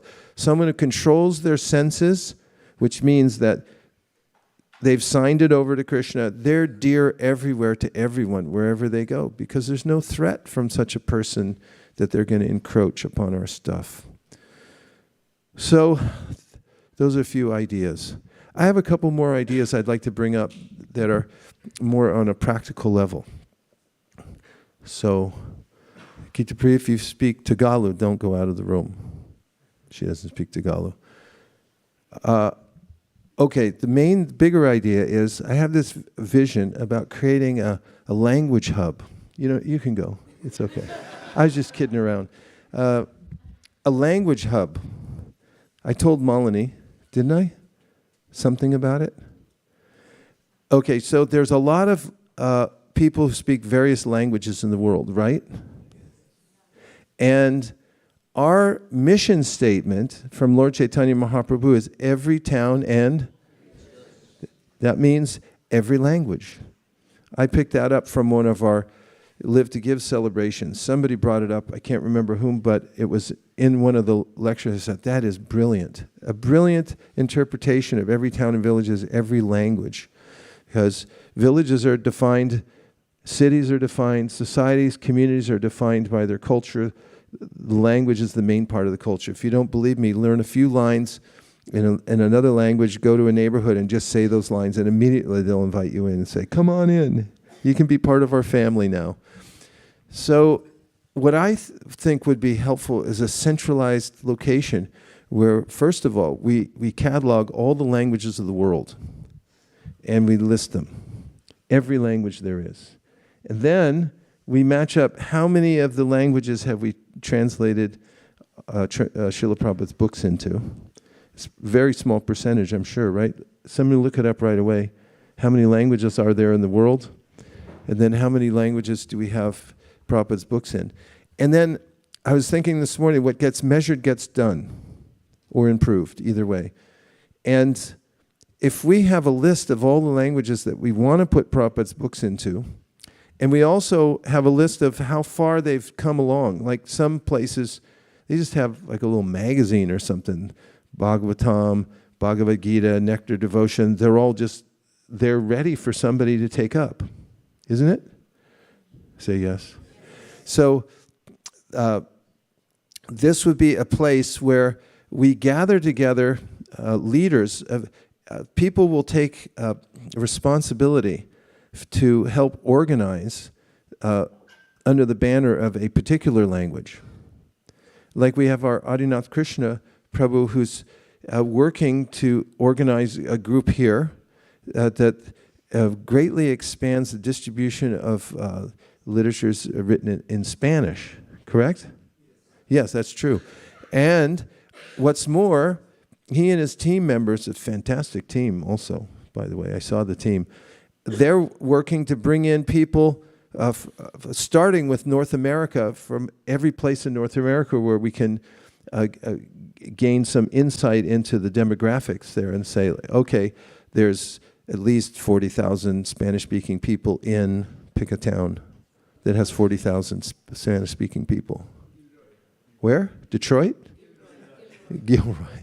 Gilroy has more than 40,000 Spanish-speaking people, but let's say we take Gilroy and then we say, how will we systematically approach all of those people in Gilroy with literature? Then we also have our Arabic. You're in charge of Arabic and Farsi. And we've developed a nice team here to distribute Arabic. You've developed a nice team here to develop Arabic, Farsi languages. How many people on your team here?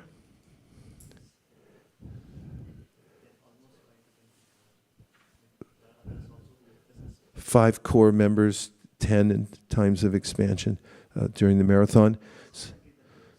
Western Sankirtan helps out, but in any case, there's a specific idea that will expand. We'll make sure we have an inventory. We'll distribute them to other people, right? And then you would also start to bring in people from various parts of North America to the language hub, where you'd have your own that's specifically for Arabic and those Middle Eastern languages, and then also they would nexus in the language hub where all the leaders all over the world meet to make sure that the various languages are not only going out, but also that somehow or other we're connecting with those who can bring in translators to bring it up to speed. Do you see, in general, the sketch? Is it all right? Yes. But not that good, right? Just on a scale of 1 to 10, Kota Karnava. 10? 11. Okay. All right. So now here's something, and that is that, does anybody here speak Tagalog? Magandang umaga. Say good morning. Magandang hapon. Good afternoon. Magandang gabi. Good evening. So we have an opportunity in the Philippines right now. We just found out about it. There's barely any books translated into Tagalog or Cebuano. Tagalog is the main language. And there's some other dialects there like Cebuano, but it's an open slate. Now, just think of somebody who wants to be a spiritual entrepreneur. I do. I want to take on the Philippines into a portfolio and see how we can take it from 0 to 60, how fast we can bring it up, and get some languages translated, and then we can inspire a revolution in distribution. I'm just giving an example. Philippines is one place. There's so many countries around the world that you can take on and develop. Become a project where then you can go there on a regular basis to the Philippines, as an example, and then organize the Sankirtan party there, interact with people who could be translating, and the BBT trustees who would oversee that region, to help with the resources to make sure it all comes together. And imagine putting that on your portfolio. That you have in your portfolio, what's in your portfolio? I got the Philippines. Give me another place that may not be developed yet. Where? Samoa? Samoa. You've got the Philippines, Samoa. Where else do you want? And you want Fiji? I'll give you Fiji. Whole world's open. Everyone's sitting around thinking like, oh, woe is me. You got to go out and get it. So we have a master plan, and this is one of the aspects of it. We have to work towards all the languages and then triage and find where are the main places. We've got English pretty well going. French needs to be greatly expanded, and you need Mandarin expansion. You coat those three languages, you cover most of the world as far as language goes. Then you start picking out through, an AI analyzation, what in order would be, at least quantitatively, the places that you would go next. And then we think qualitatively and strategically what would go next. And we'll have a control to look at the whole thing and see how that we're moving up. Okay, now we'll take a few comments about anything. Yes, Malini.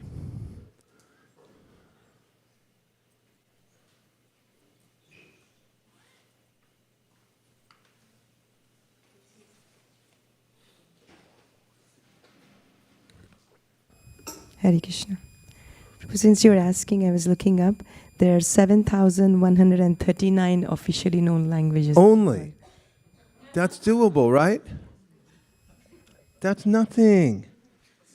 I mean, imagine if we look to have every town and village and we focus in on at least the part that we could do that would be consequential. 7,000? 139. 139. And do you have the number for how many BBT languages we have? 87. Okay, so how many do we have left over? 7,052? There's 7,052 languages. Shard, give him mic all the way back. So write it down. This is the preliminary parts. We have to make a chart of this. We'll see who wants to take all these different languages on. Right? Yes.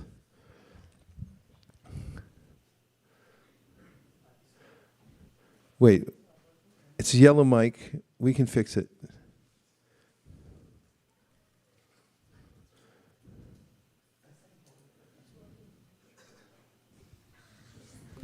I want to make it one better. There's actually just 293 written languages. So it has a script. Put that down. 293 written languages. So not 7,000. So it's easier now. Oh. Now it's really doable, right? And Srila Prabhupada has covered 28% of those languages. 28% covered already. We have a chart going. Other comments, questions? When can I go? That's your next question. You want to go to the Philippines? Yeah? Okay. Oh, Subhadra was next. She had her hand up for it. Go ahead, Subhadra, and then we'll go to Madhurisaki. I was just remembering when you were talking about Peter Burwash that one of the girls in my Bhakti ashram in LA in 1979, her name was Amy, and she was a tennis player, and she became Amrita. She was made a devotee by Peter Burwash. He made a lot of devotees, actually, because his whole organization, you had to follow the 4 regulator principles if you're going to be an employee. And he also advocated not really openly chanting because he was a little private, but those who would come close, he would bring them closer to Krishna consciousness. Yeah, thanks. You knew him from Hawaii, right? No, I didn't know him. Okay. I just knew the girl that he had an effect on people. Yeah. Yeah. Thank you very much, Subhadra. Okay, Madhurisaki. Hare Krishna. So my roommate actually speaks Tagalog, and she teaches students who are interested in it. And I was thinking just like how we learn to recite shlokas and memorize them to better understand our spiritual practices. Similarly, when we go out in book distribution, we can see if we can have small language groups so devotees can learn a little bit and get a little fluent in different languages, and that way they can connect more to individuals when they're preaching. Excellent idea. It was actually thought of already by the Mormons. They have some of the best language training in the world. Before they send out their elders, they send them out in pairs who go around the world to spend at least 2 years in a location. So let's say if we picked 2 of you, and we'd say, like if you're Mormons, we'd say 2 of you are going to go to the Philippines for 2 years, and basically you fend for yourself over there. They don't give them a huge amount of resource. You have to use your wits to go there. And then they would train you in Tagalog. So when you land there and you walk around, you'd be able to speak the language. And when you get back, too, there'd be a job waiting for you, too, if you were Mormon. That's another thing. Okay, yes. Chakadola's here. It's cold out there in New Delhi, huh? Yes, Guru. Hare Krishna, Guru Maharaj Dhanapram.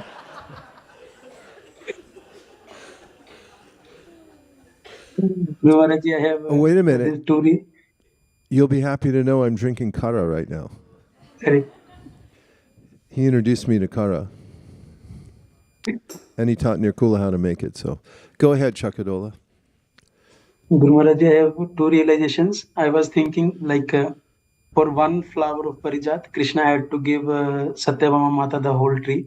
If Krishna would have killed a Narkasur without Satyabhama's permission, then he would have to give Satyabhama so many Narkasur to please her. And I was also thinking that how devotees are so clever, like in the prayers of the kings, they are saying Krishna that you are protector of the devotees and you are killer of the demons. Then in the purport it is saying that they are indirectly saying Krishna that how it is that now we are suffering and Jarasandha is still alive. So devotees are very clever. Yeah, and just after that, we'll find in this chapter that Krishna consults with Uddhava and says, so how should we do this? How are we going to get it done with the Jarasandha? He defers to Uddhava's intelligence. He was a disciple of Brihaspati. Divya Agarwal from Atlanta? Hare Krishna Maharaj. Okay. Yes, I'm from Atlanta. Hare Krishna. Thank you very much for joining. Yeah, I have a question.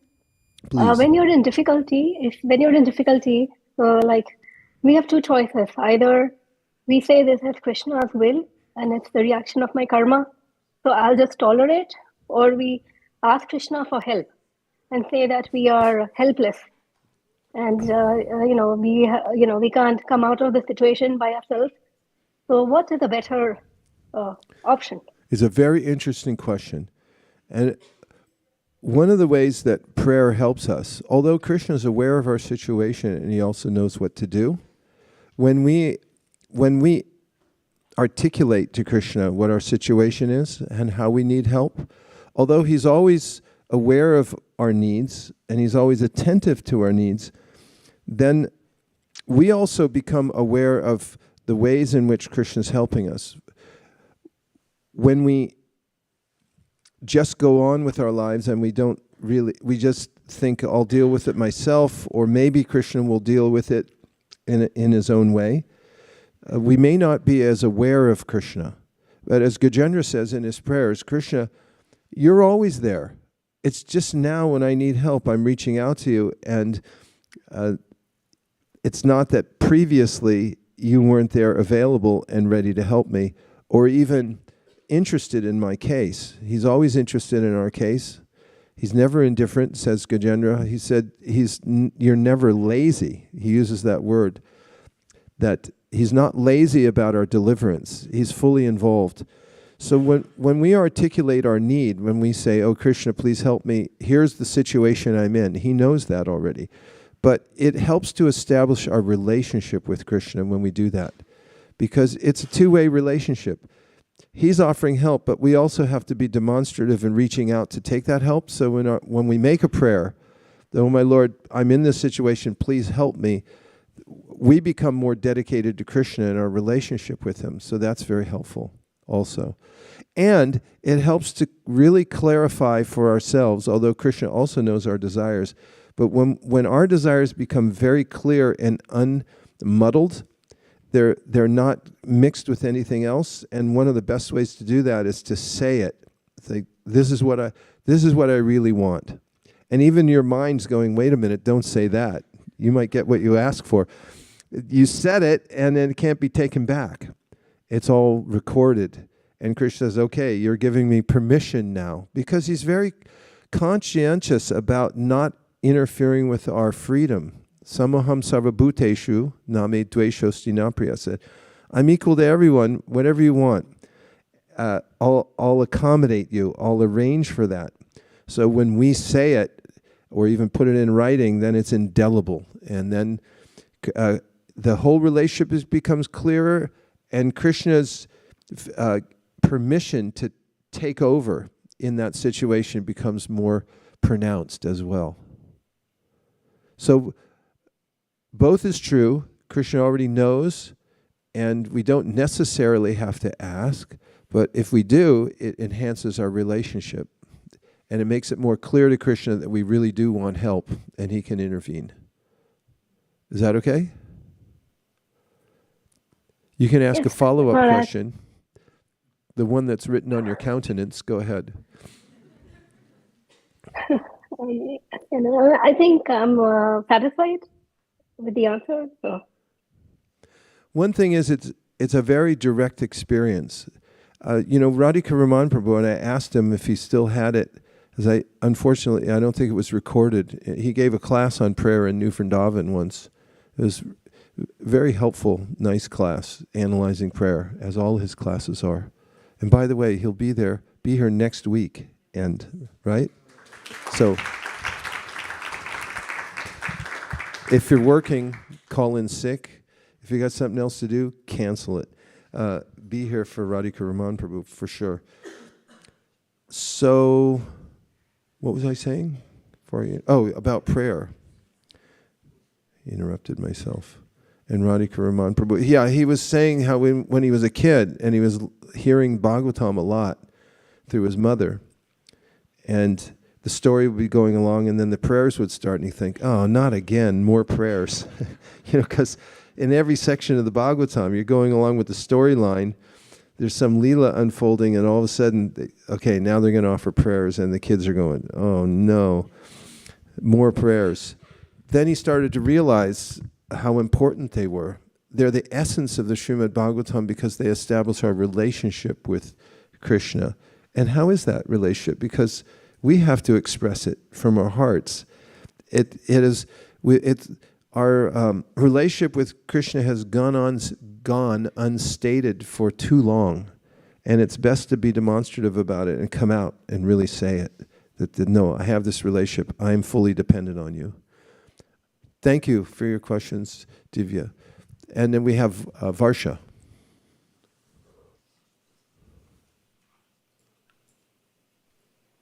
I think. Hare Krishna, Guru Maharaj. Okay. Dandat Pranam. Hare Krishna. Varsana Devi Dasi. Varshana, Guru Maharaj, I really like the point which you mentioned here. Don't be upset because of the instrument of your karma. So it really helps in life that if there is something, it has to happen, and don't be upset because of that. So it has to happen, it has to happen. Thank you so much for this comment. It's an important principle, Varshana, and thank you for bringing it up. As we find in the first canto of the Srimad Bhagavatam, where does this come up in the first canto of the Srimad Bhagavatam where it's highly consequential? For 55 points. Huh? Bull. If you just said bull, we'll give you 32 points. Huh?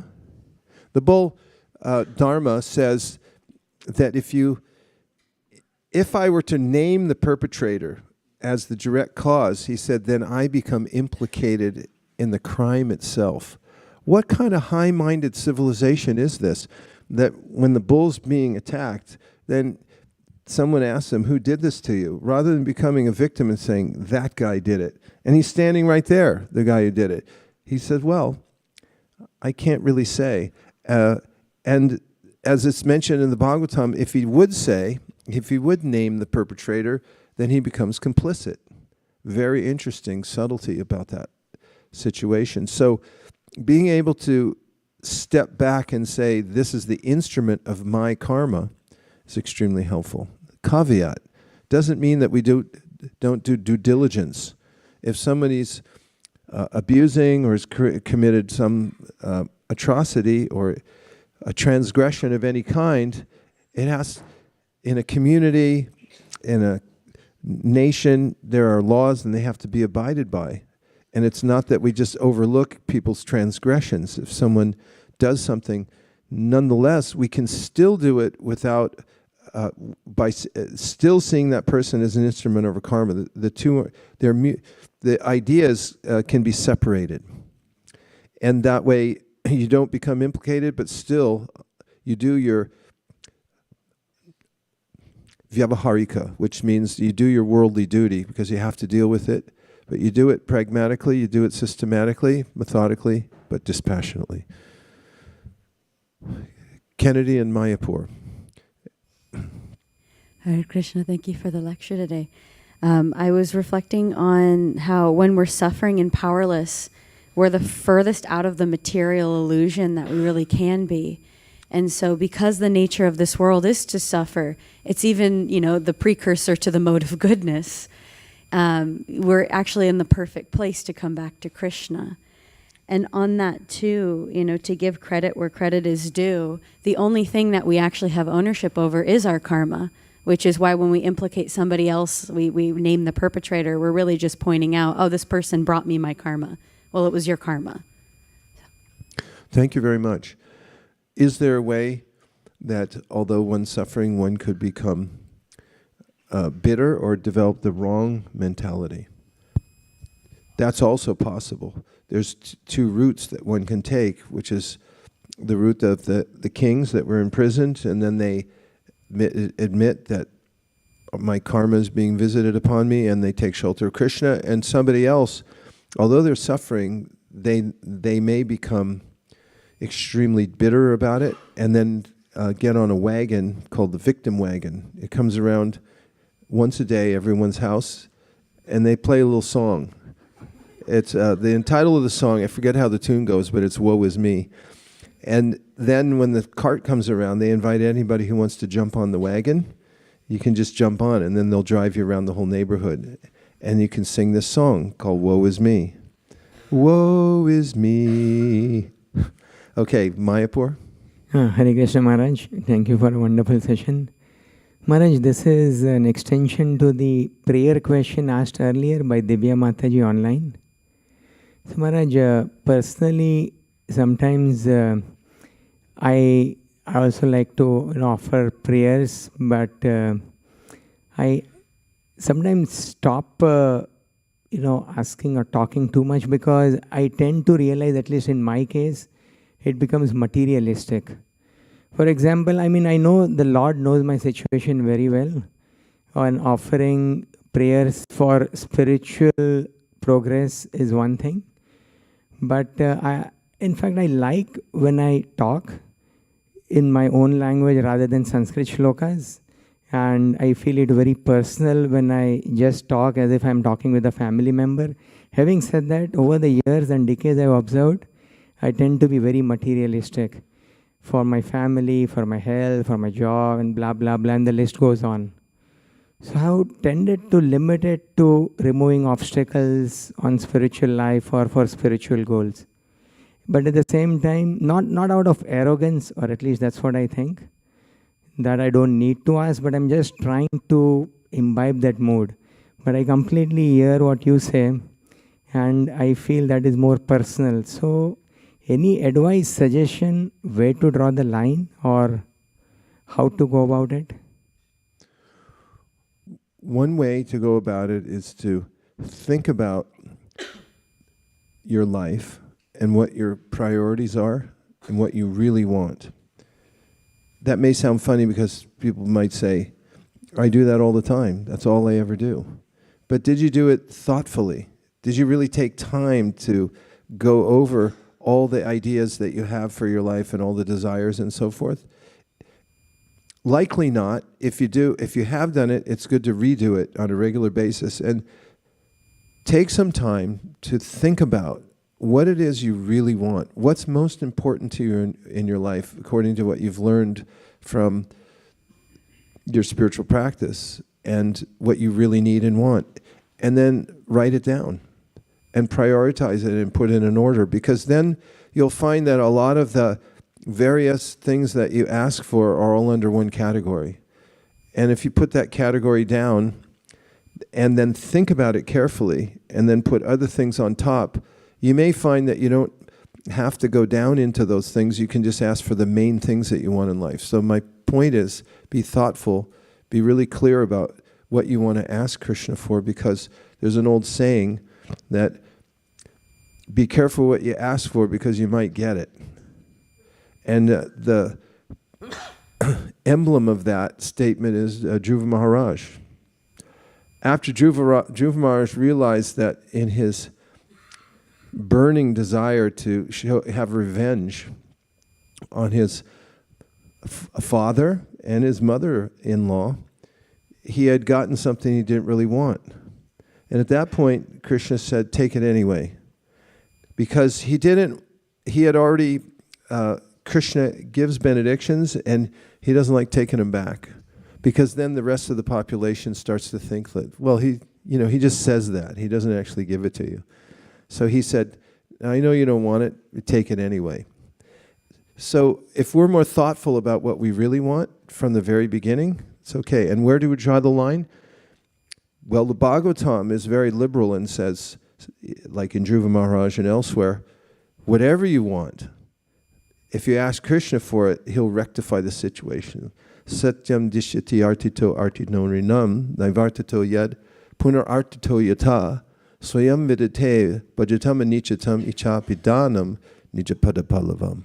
Which means that if you become dedicated to Krishna and then you start asking him for all kinds of materialistic things, then he said, the verse says, I'll give them, but I'll do it in such a way that you won't want them anymore.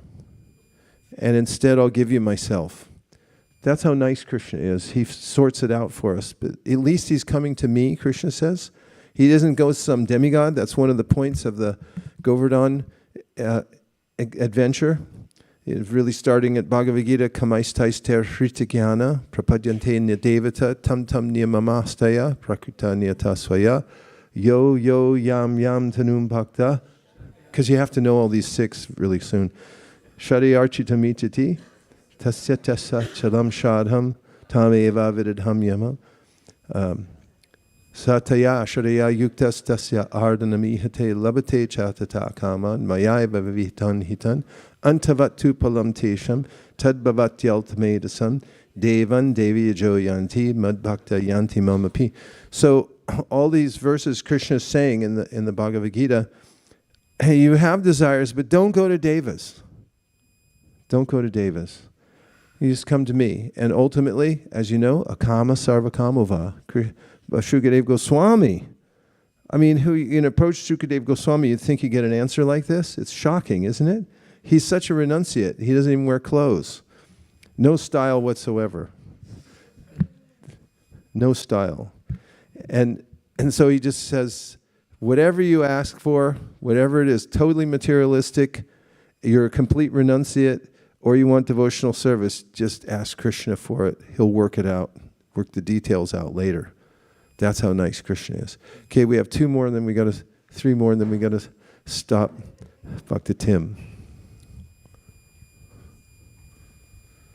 Hare Krishna Maharaj, thank you for the great class. I just have a quick reflection. Something I thought that was just like hilarious from today's reading was Jarasanda's, the score between Krishna and Jarasandha. It's Jarasandha 1, Krishna 17.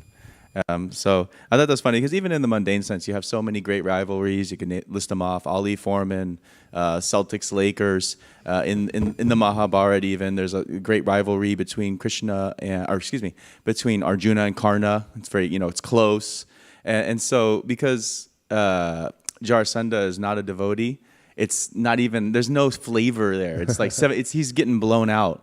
But in the case with Bhishma and Krishna or Vishnu, Parashuram, it's a great like battle that goes over the ages, and it's got a lot of flavor. There's a heat and like something you want to watch. You don't want to watch some kind of blowout. So there's a difference in the flavor just because Bhishma's a devotee, Jarasandha's an atheist or whatever. So thank you. Yeah, that's a really astute analysis, and Krishna keeps everybody on the edge.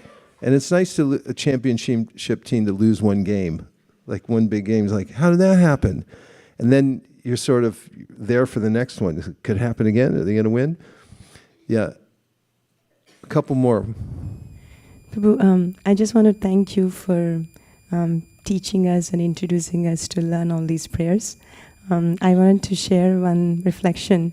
This time when we went for yatra to Puri, we all went together as all the devotees from ISV were there, some of them. And we went towards the end of our darshan for that day. We went to Sakshi Gopal temple. And there were thousands of devotees in the line to take darshan. It was really hot and the line was super long. So we were just thinking what to do because towards the end of the day. And Mukharavinda Prabhu was standing right next to us. He started the Brahma Samhita. And then once he started Brahma Samhita, we chanted the entire Brahma Samhita. Then we were thinking, oh, this is taking long. And Prabhu said that maybe we should leave now. And then I said, no, we have Bhagavatam first canto, second chapter. We did that. We did 15th chapter of Bhagavad Gita. We did so many verses and we didn't have any specific desire to ask for Krishna, but we just reached right in front of the deity, and that was the most sweetest darshan that we had, because we were just chanting prayers because we just wanted to please Krishna. We didn't have any desire to ask for, and we noticed the ankle bells of Sakshi Gopal, the big ankle bells, and beautiful features and everything. So I just thought that thank you for teaching us and asking us to memorize all these prayers. Haribol.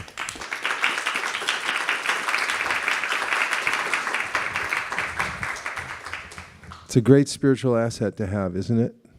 And I was noticing this morning when we were chanting Prahlad's prayers, they're a little longer than Divinity and Divine Service, right? How many verses is it? 55 total?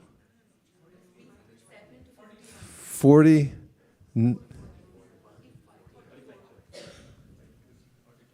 It's more than 42. 7 to 51. How many we got? 45. I think Brajarath Bhavana wrote to me, he said, get the 45. He said, no, it doesn't sound right. But I felt a trance-like situation when you get into Sanskrit, and after some time, when you get in that vortex of the sound vibration, then all the other problems get pushed out. Isn't it amazing? In some ways, it's even easier than chanting the Maha Mantra, because those verses, they have some meter that it gets our mind going, and it's a safe place to take refuge, and it's definitely a great asset to carry with you when you go to visit the holy places. That's it, right? Okay, dear Srila Prabhupada, dear Shri Chaitanya Mahaprabhu, Shri Panchatattva, Shri Radha Madan Mohan, Sriman Mahaprabhu, Shri Lakshmi Nrsingadev, if you so desire, please let us offer articulated prayers after great consideration about what's most important in life. Please help us to expand global book distribution in every language, since we're already at 38%. And please empower us to travel all over the world to teach Krishna consciousness, and let the devotees here at ISV become emissaries for different countries around the world to spread particular languages, and please let us beat Mayapur and anybody else. Thank you for considering our request. Om Tat Sat. Everyone agrees with this prayer in whole or in part, please unmute and say Hare Krishna. Hare Krishna. Vanchkalpadrishta kripasindabe vachapatitanam pavanebhyo vaishnavebhyo namo namaha nantakodi vaishnavini ki jai. And now we have special edition from the brilliant youth section of our community, I'm assuming.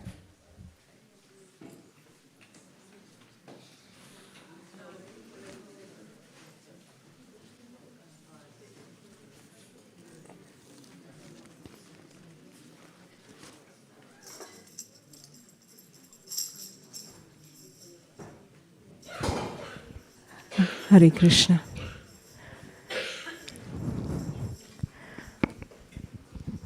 I can just have some help to move this. So thank you very much, Vaisesika Prabhu. It's such an honor to keep hearing the nectar from you. We will continue with our offering to the Vaishnavas and to Srila Prabhupada and to our deities. Today is a very beautiful presentation by Deepika Narang. Deepika has also been in the Sunday school for a long time, I think since childhood, right? Also from the Amudar class when she was 3. So today she'll be talking about Tulasi Devi. So without further delay, we'd like to hear from you, Deepika.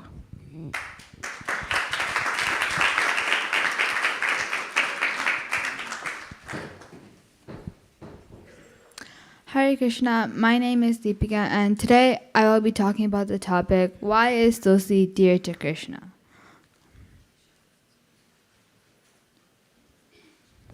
The most adorable plant. One reason why Tulasi is dear to Krishna is because Tulasi has a great significance. Srimati Vrinda Devi, or Tulasi, grows in large amounts in the Vrindavan forest, where she gets respect from all of the other beautiful plants. In Vrindavan, all the flowers are divine, but Tulasi ornaments adorn the Lord as he performs his pastimes in the forest. Gopis and Tulasi. One day, the gopis were searching for Krishna, overwhelmed with the feeling of separation. So they went to the chief of all plants, Tulasi, expecting her sympathy. Even the gopis, the topmost devotees of Krishna, were worshipping Tulasi and asking her for help. Jatitulsa kalyani govinda charana priye sahatwali kalarbebra dritaste tripriya titya. O most kind Tulasi, to whom the feet of Govinda are so dear, have you seen that infallible one walk by, wearing you and encircled by swarms of bees? This verse is basically saying that Tulasi is very dear to Krishna and he cannot leave her side. Even the Tulasi garland that he wears around his neck is swarmed by humming bees. The recipient of Lord Krishna's dust. Devotees offer flowers and Tulasi to Lord Krishna's lotus feet. And when they offer that, Tulasi receives the foot dust of Krishna, which is aspired by many devotees, yogis, and Mahalakshmi too. Mahalakshmi aspires the foot dust of Krishna, but Tulasi receives it naturally. And Tulasi is much dearer to Krishna than Mahalakshmi is dear to Krishna. Next, I'm going to be narrating 2 purports from the Srimad Bhagavatam. The first one is from Canto 3, Chapter 16, Text 21. The goddess of fortune Lakshmi is sometimes envious of the Tulasi leaves, which are placed at the lotus feet of the Lord, for they remain fixed there and do not move. Whereas Lakshmiji, although stationed by the chest of the Lord, sometimes has to go please other devotees who pray for her favor. Lakshmiji sometimes has to go satisfy her numerous devotees, but Tulasi leaves never forsake their position, and the Lord therefore appreciates the service of Tulasi more than the service of Lakshmi.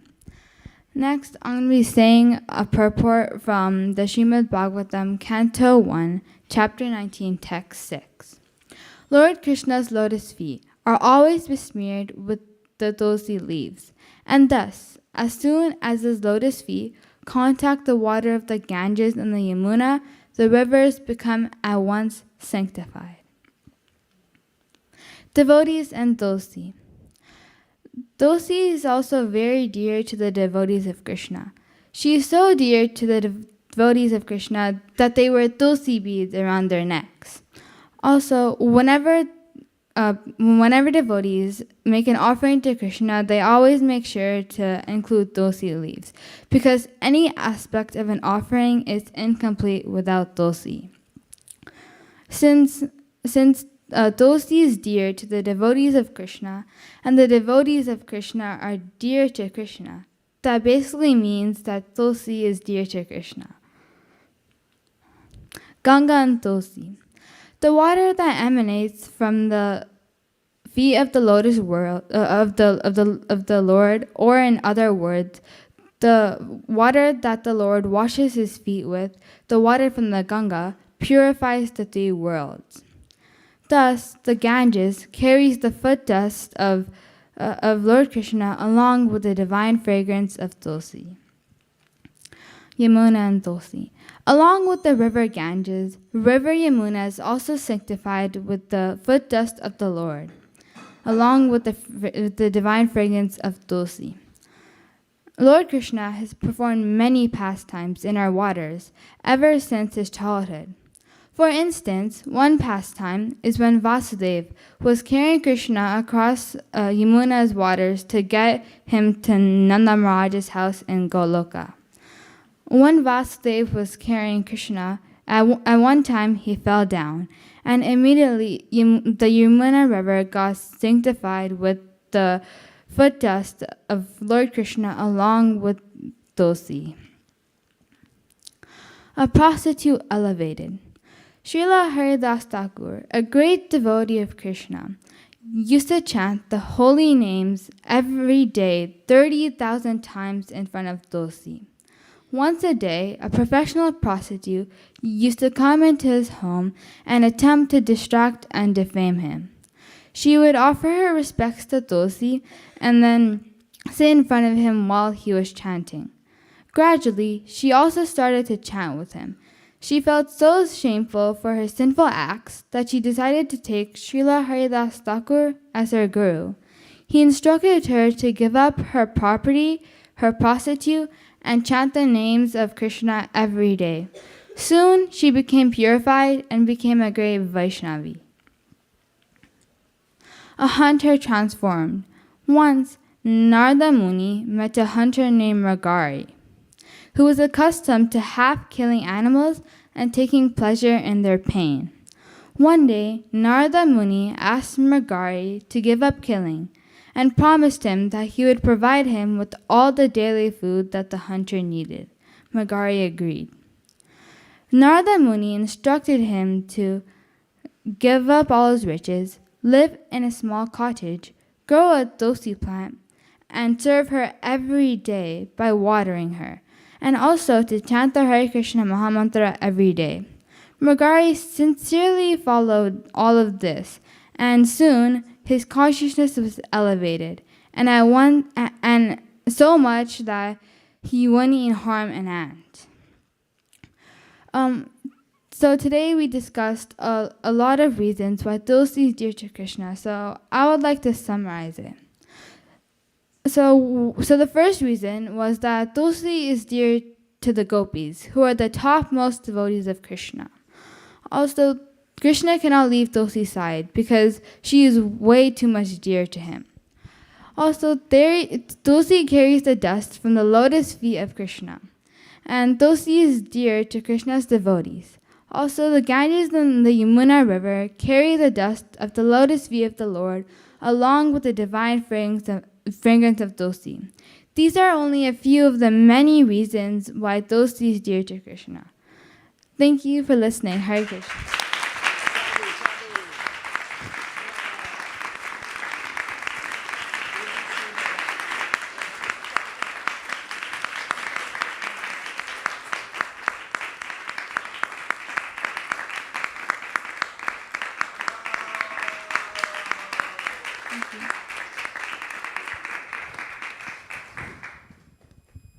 That was encyclopedic. I think it's so well researched. The way you did, you put all the ideas together. It was like a full meal. When you got a meal that has everything and it's well done, that's one aspect. It was very interesting and very well researched. All the parts fit together. Your delivery was unique also in that you felt. I felt that you were very relaxed. You knew the material so well that you could just talk about it. Or if you memorized it, it was really hard to tell. But you were well up on the material, so your delivery was pleasant. You just kept speaking about the different parts. And the slides also went a long way. I think altogether it was a fantastic presentation. I learned a lot from it. And I think that you should present this in various venues and keep doing what you're doing. You're really good at it. Thank you. Thank you. Hare Krishna.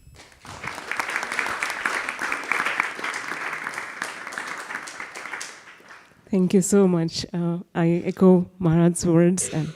But before I say something, any questions, reflections, or realizations devotees would like to share?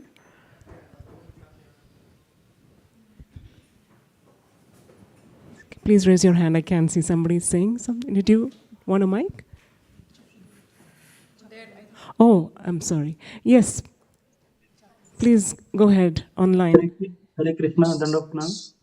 I really like this research point that Ganges and Yamuna also carries the fragrance of Tulsi Maharani. I never heard this before, so this is a very nice point. Thank you so much. Thank you. Thank you. Thank you very much. Yes, that's a very nice point. Yes.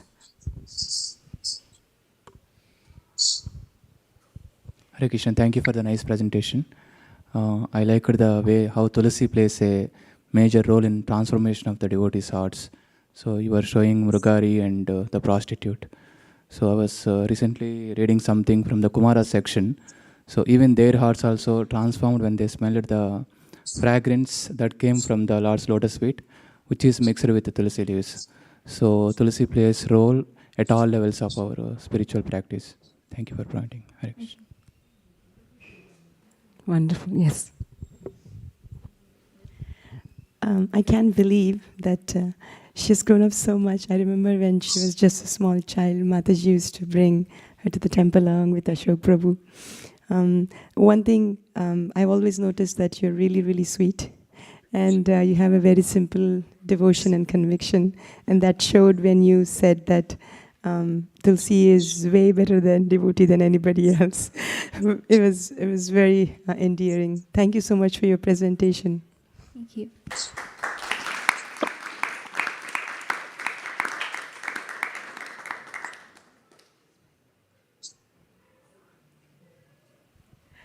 I just wanted to say that I really, you wanted to say something, Prabhu? So I just wanted to say that I really like the point of how even Mother Lakshmi is envious of Tulasi Maharani, the purport by Srila Prabhupada from the 3rd canto. It connected so well with the point that you were making earlier, that all the riches in the world, they don't impress Krishna. What matters is the devotion, and Tulsi has that, and she has the power to give it to us. So, a lot of the generally materialistic people, they're worshipping Lakshmi, but they forget that, if they simply worship Tulasi Devi, they'll get everything. Krishna's grace, Krishna's glance, and devotion. So thank you for highlighting that so nicely and bringing it out. It's a point that we read so many times, but the way you presented it, it really struck with what we've been trying to understand. So thank you so much. She's an excellent student in Kaishara class. And I also want to mention that her parents are so devotional, so sincere, always working on the background. If I reach out to them for any service, for any help, they just unhesitatingly reach and come back without even expecting anything. And I really feel so grateful to you, Mataji, for that. When we do some get-togethers for the Kaishara children, Mataji helps bring so much prasad for the children, and her heart for all the children is just expanding always. So thank you, Mataji, for that. Thank you, Deepika, and I really wish you well and look forward to many more presentations from you.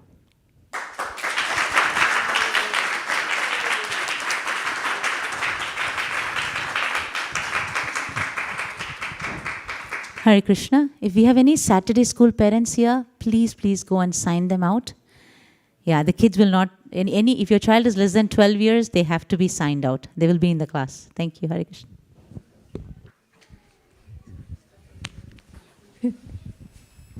Guru Puja. We'll just put away the asanas and reassemble.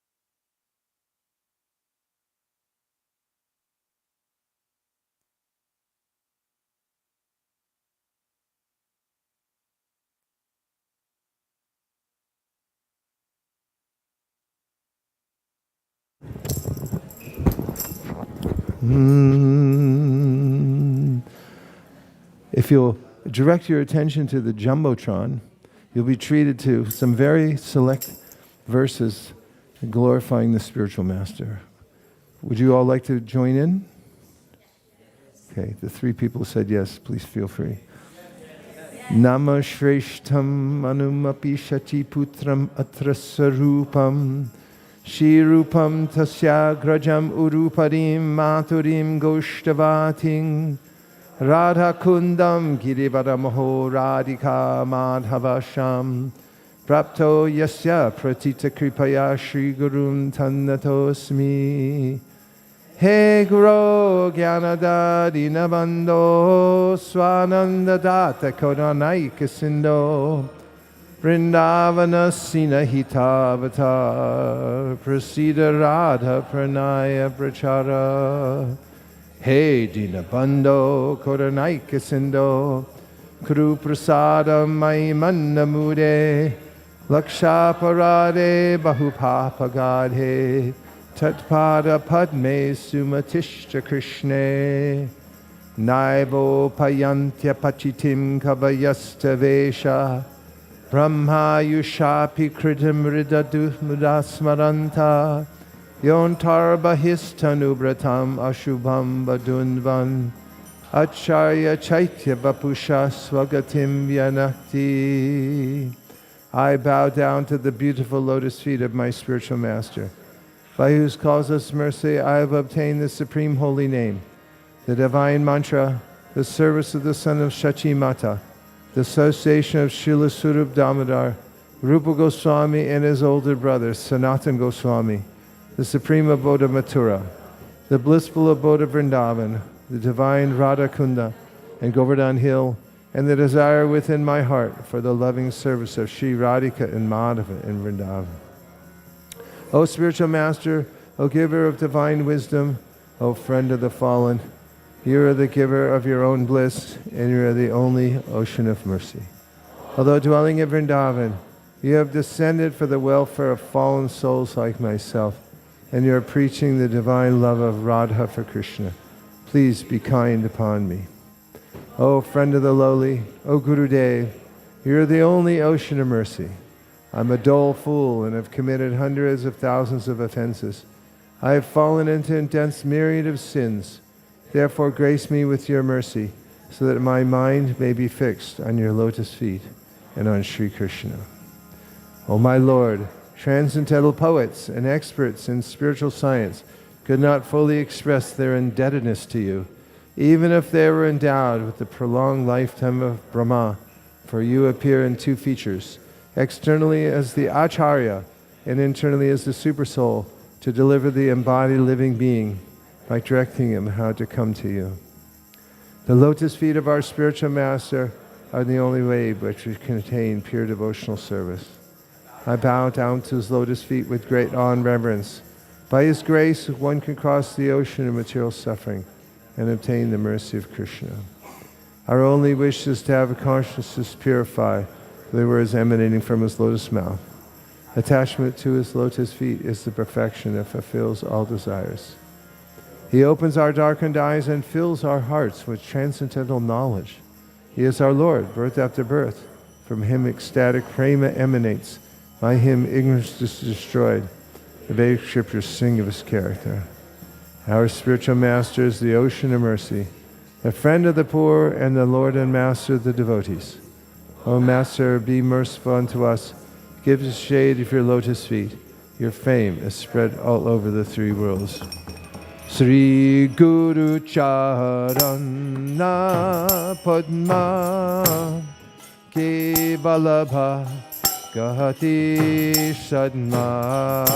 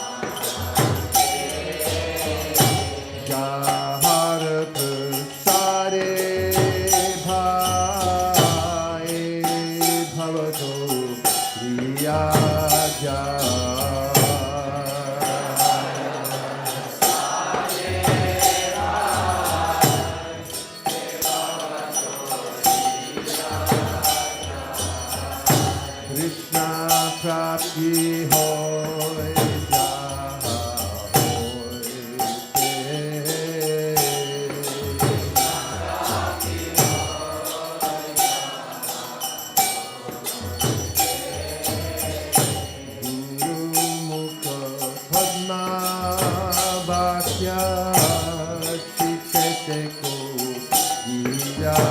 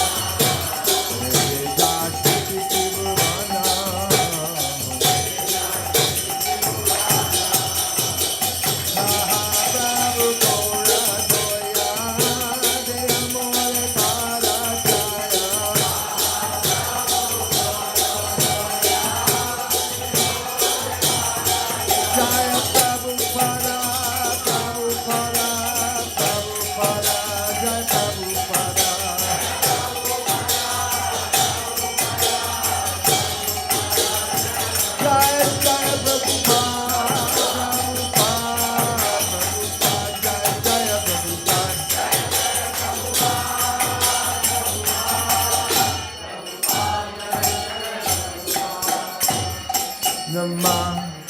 Om Vishnupadaya Krishna Preshaya Bhutale Srimate Bhaktivedanta Swamiti Namine Namah.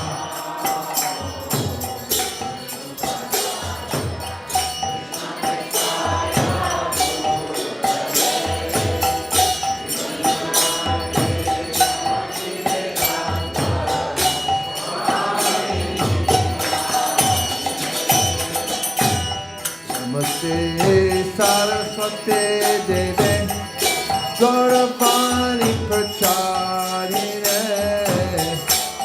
Nirvishesha Shunyavadi Paschatya Rishakarine.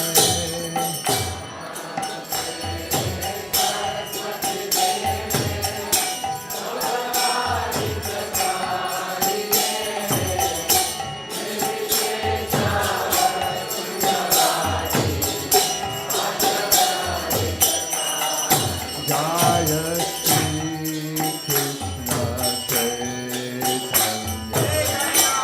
Prabhu Nityananda Shri Advaita Gadadhar Shivasari Gaura Bhakta Vrinda.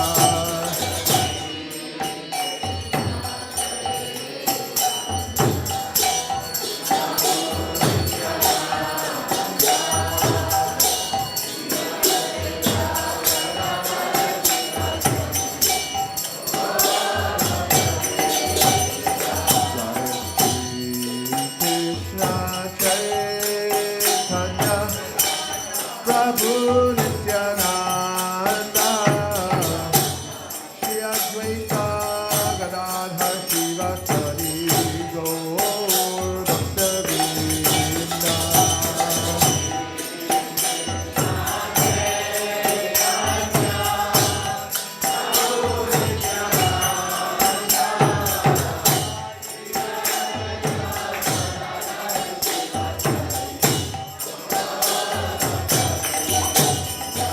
Jai Shri Krishna Chaitanya Prabhu Nityananda Shri Advaita Gadadhar Shivasari Gaur Bhakta Vrinda.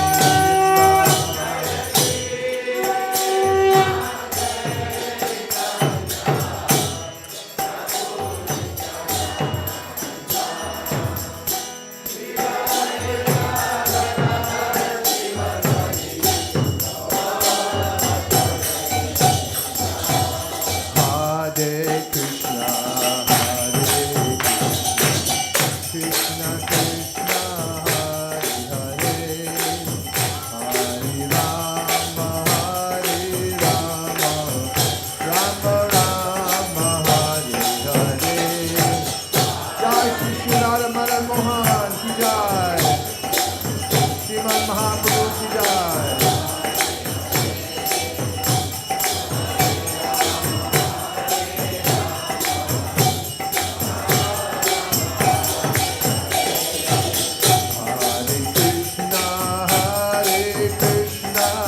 Krishna Krishna, Hare Hare, Hare Rama,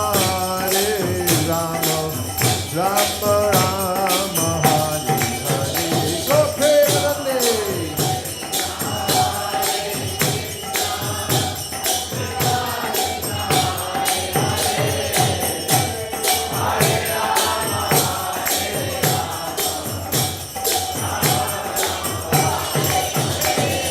Hare Krishna, Krishna Krishna, Hare Hare, Hare Rama, Rama Rama, Hare Hare.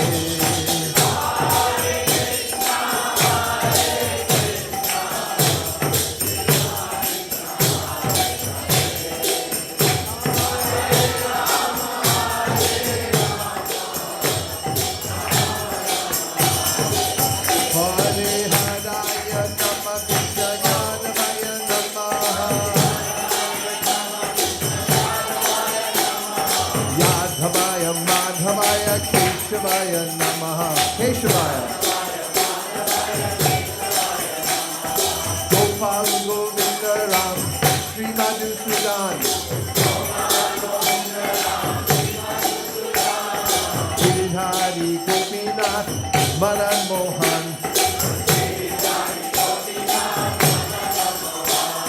Shri Chaitanya Nityananda, Shri Advaita Sita. Hari Guru Vaishnava, Bhagavad Gita.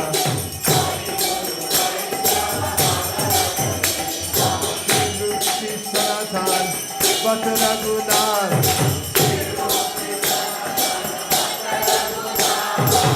Jiva Gopala Bhakta Dasa Raghunath, Ekshai Gosai Koi Charana Vandan, Yaha Hote Vignanash Abhishta Puran.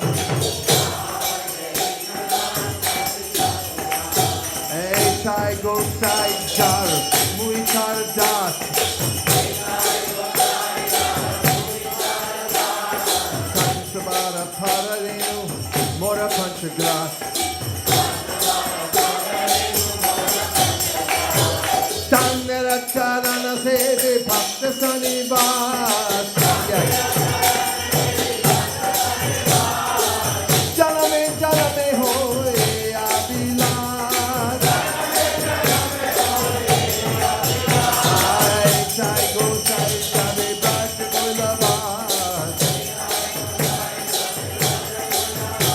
Radha Krishna Nitya Leela, Koila Prakash.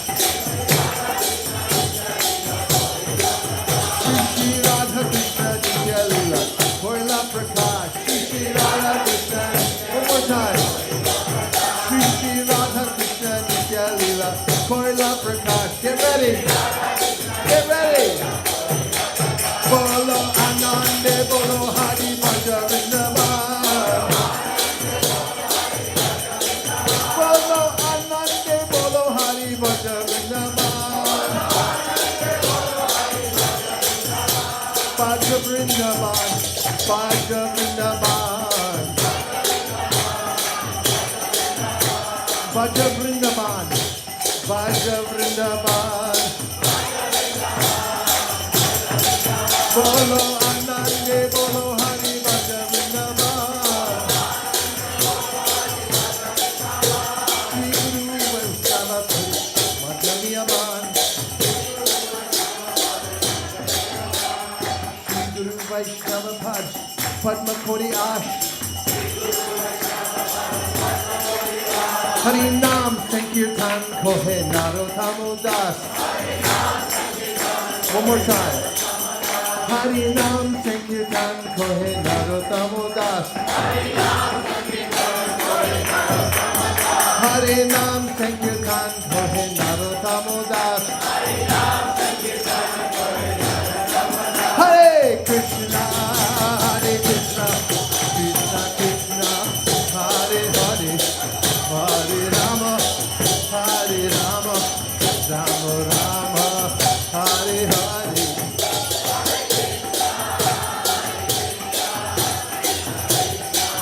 God Premanande Haribo.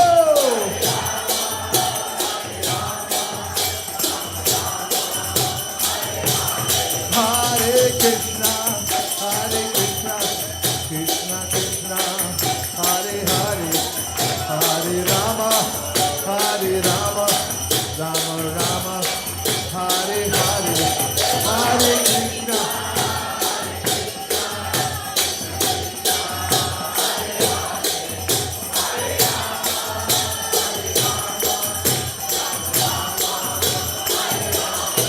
Hare Krishna, Hare Krishna, Krishna Krishna, Hare Hare, Hare Rama, Hare Rama, Rama Rama, Hare Hare,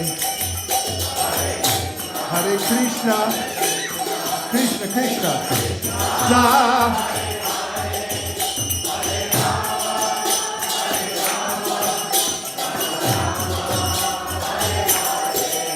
Hare Krishna, Krishna Krishna, Hare Hare, Hare Rama, Rama Rama, Hare Hare, Krishna, Krishna, Hare.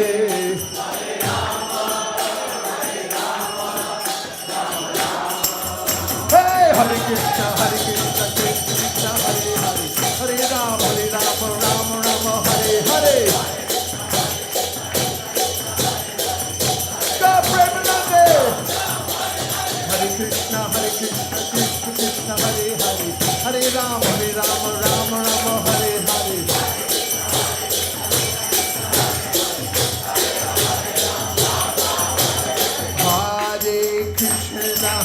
Hare Krishna, Krishna Krishna, Hare Hare, Hare Rama, Rama Rama, Hare Hare.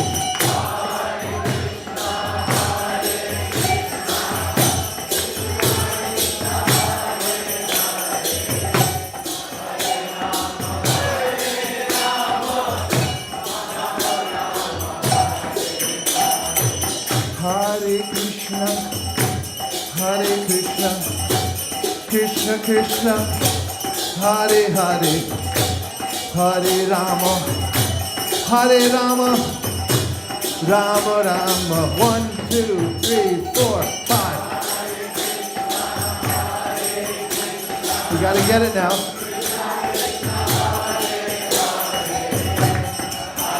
You ready?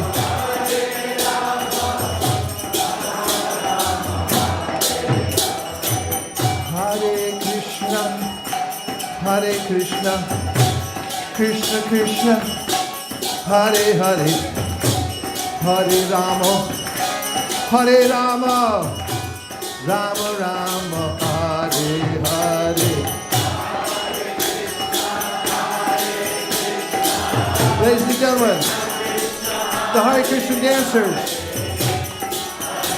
coming to you live from Mountain View, California.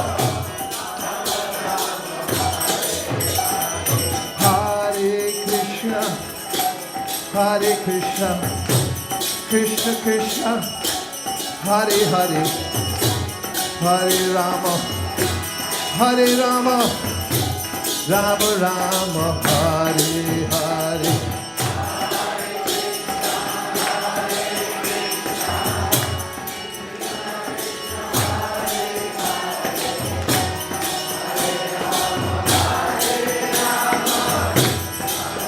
Work with me, people.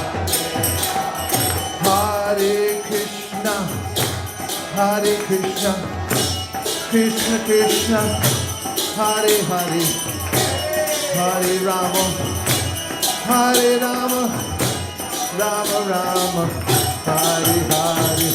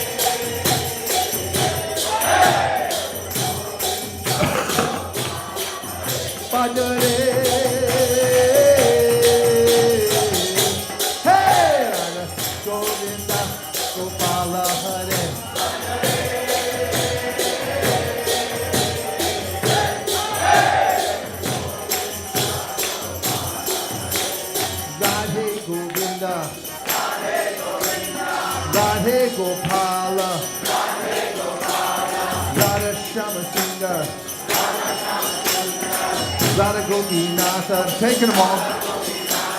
Radha Bankadi Hari, Radha Kishore Gopinatha, Radha Madan Mohan,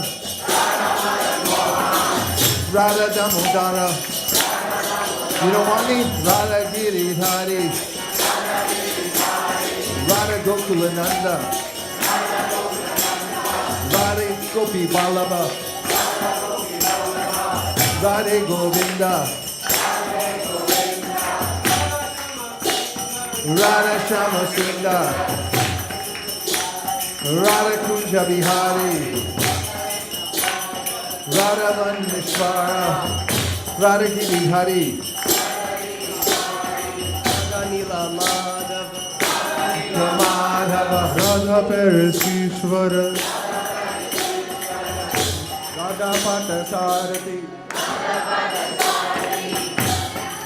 Where's the microphone? Radha Ramana. Gandharvika Giridhari. Radha Gokulananda. Radha Gokulananda. Go ahead. Radha Rasa Bihari.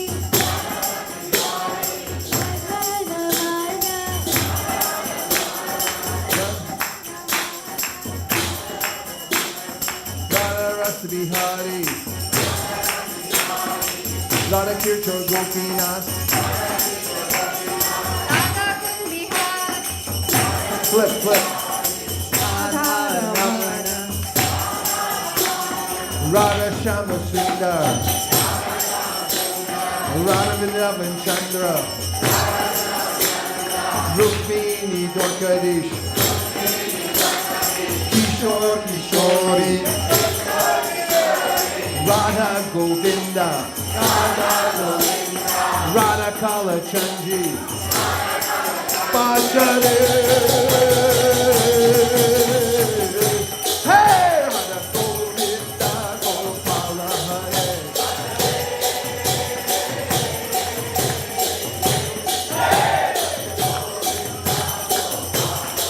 Bhajare. Hey! Radha Govinda Gopala Hare.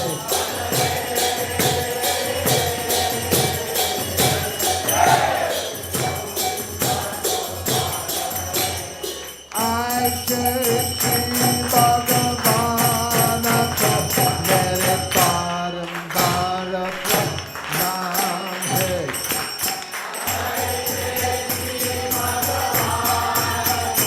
Mere parambara naam hai.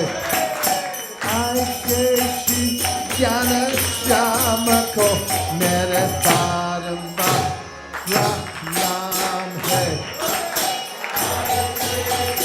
Jnana Shyama mere parambara naam hai. Go Premanande! Nitai Gauda Hari Bo. Hari Bo. Hari Bo. Nitai Gauda Hari Bo.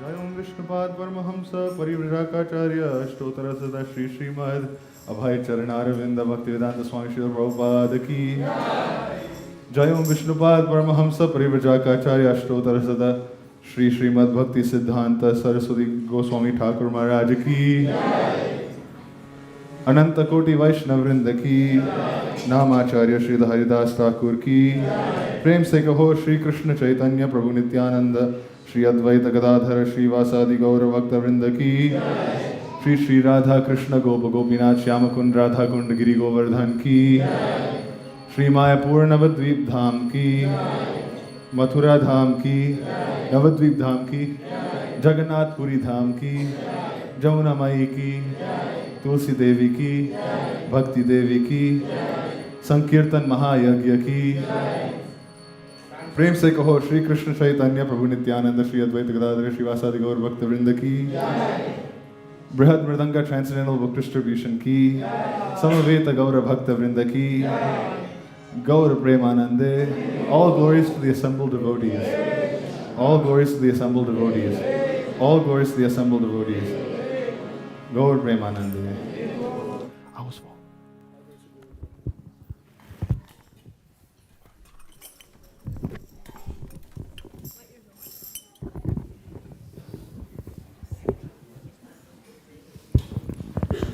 Dear devotees, we have a couple of important announcements, starting with the Bhakti community. Let's please welcome Jai Madhava Prabhu, who will be giving the announcements today. Bhakti community, give it up. Come on, give it up.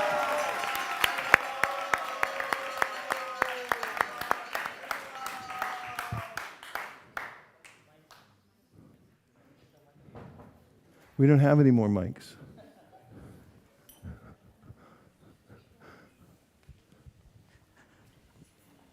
Are you able to share the screen, please? Hare Krishna, everyone. Thank you for the opportunity to share the progress we have made at Bhakti community this week. As you all know, Bhakti community is a community of spiritual seekers. So whenever you go out and give books, please do share the information about Bhakti community. Can we have the share come up on the screen, please?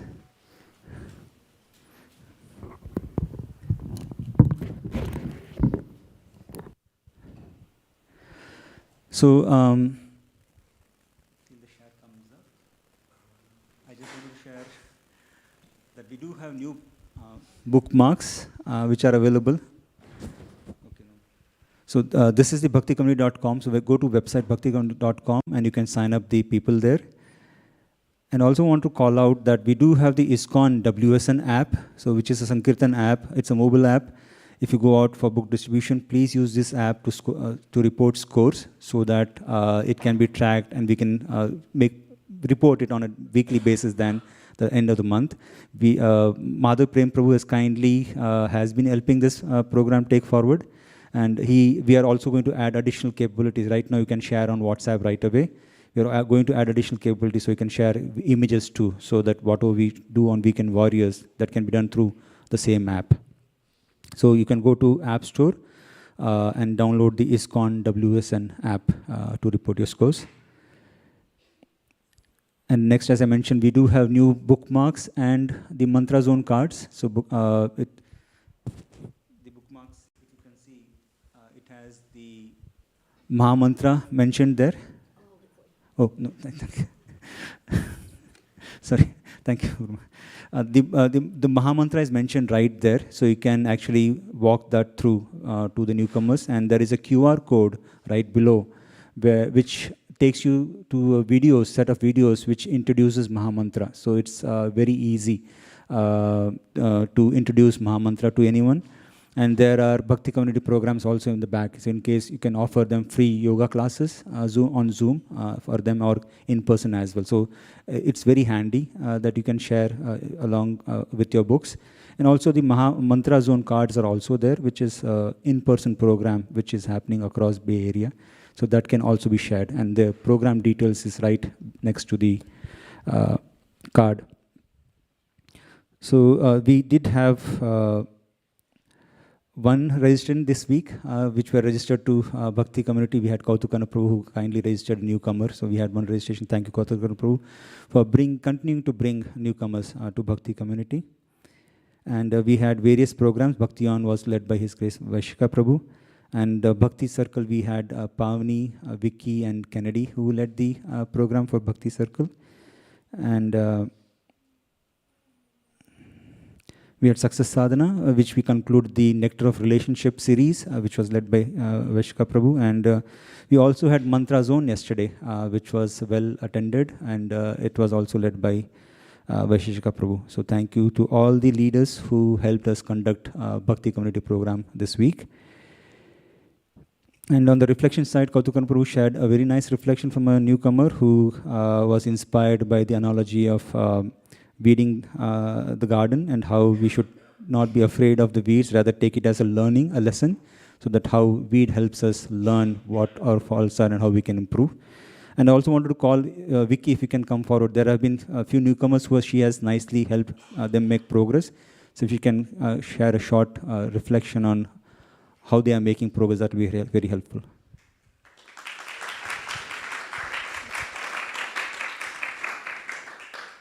Hare Krishna, I'd like to share 3 stories today. So the first one is a friend that I got close with when we went to Japan. Tim was chanting the whole time. He was making excellent use of every moment, and she was inspired by the chanting, and she started asking questions. He was also reading Bhagavatam and sharing with her.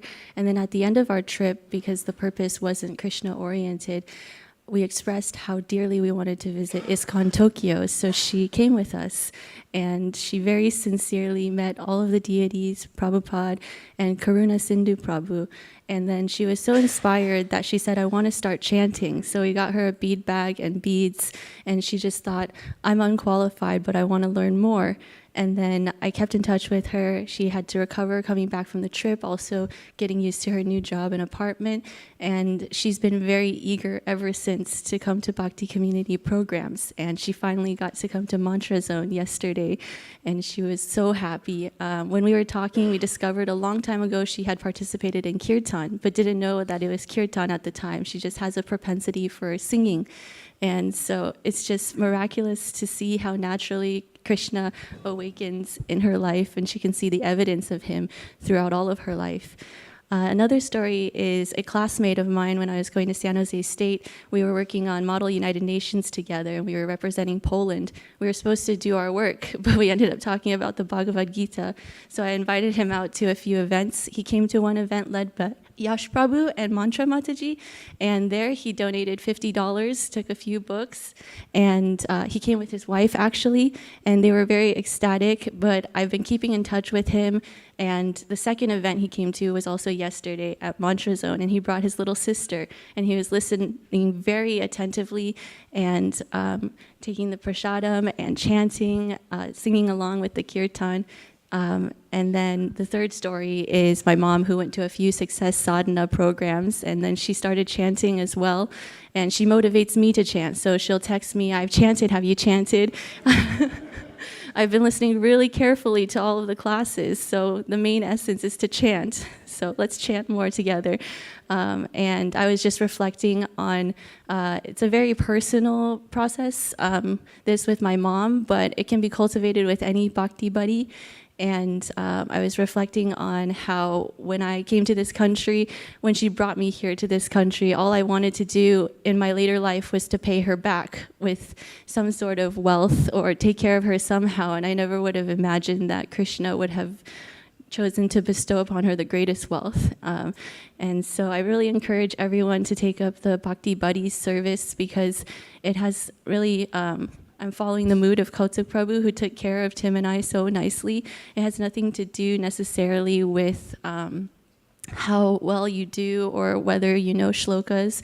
It's really just Krishna's mercy, and we can be a conduit to move that along.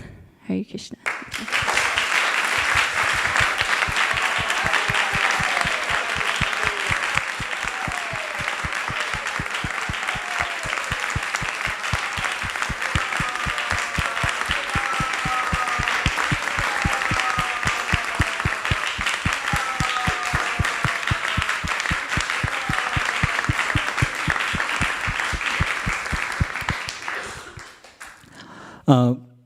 Vicky is an inspiration along with Tim for us.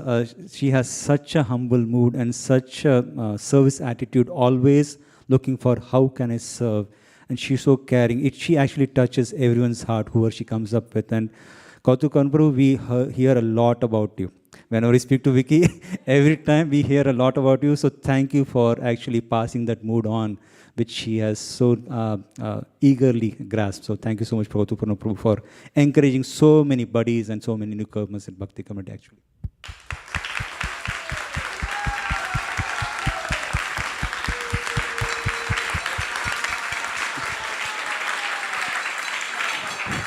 So those were the updates, and we do have Success Sadhana app for those who want to actually track their progress. It's also, so thank you for the opportunity to present today.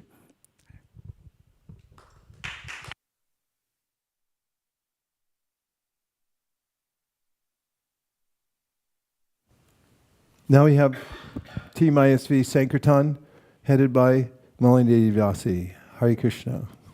Hare Krishna Prabhu. It's nice to see everybody back. Some devotees were traveling as well. I wanted to share, not to put Vicky on spot again, But wanted to share something about the day after Thanksgiving Harinam, where I saw Tim and Vicky. They both were at one corner. As soon as you take the BART, you climb the stairs, and towards the right, they just established a small cart with 6 cases of Bhagavad Gita, 6 cases of the Trimurti sets in that corner. And that corner was not very popular because most of the people they meet is who already got a Bhagavad Gita in any of the other channels. So it was going slow. After some time, Tim, he said he saw that all the vendors who were there around selling some stuff, they were all Spanish speaking. So he said, oh, why don't I do that? And he took Spanish Bhagavad Gitas and he went to all the vendors and he gave the Spanish Bhagavad Gitas, I think 12 of them. And then after some time he had to leave for work. And then Vicky was alone. And I told Vicky that maybe, you can move to the other spot. Tim told her that just maybe you can go with the devotees. She says, this is my corner. I want to finish. I want to finish all my 6 cases. Then only I'll move from here.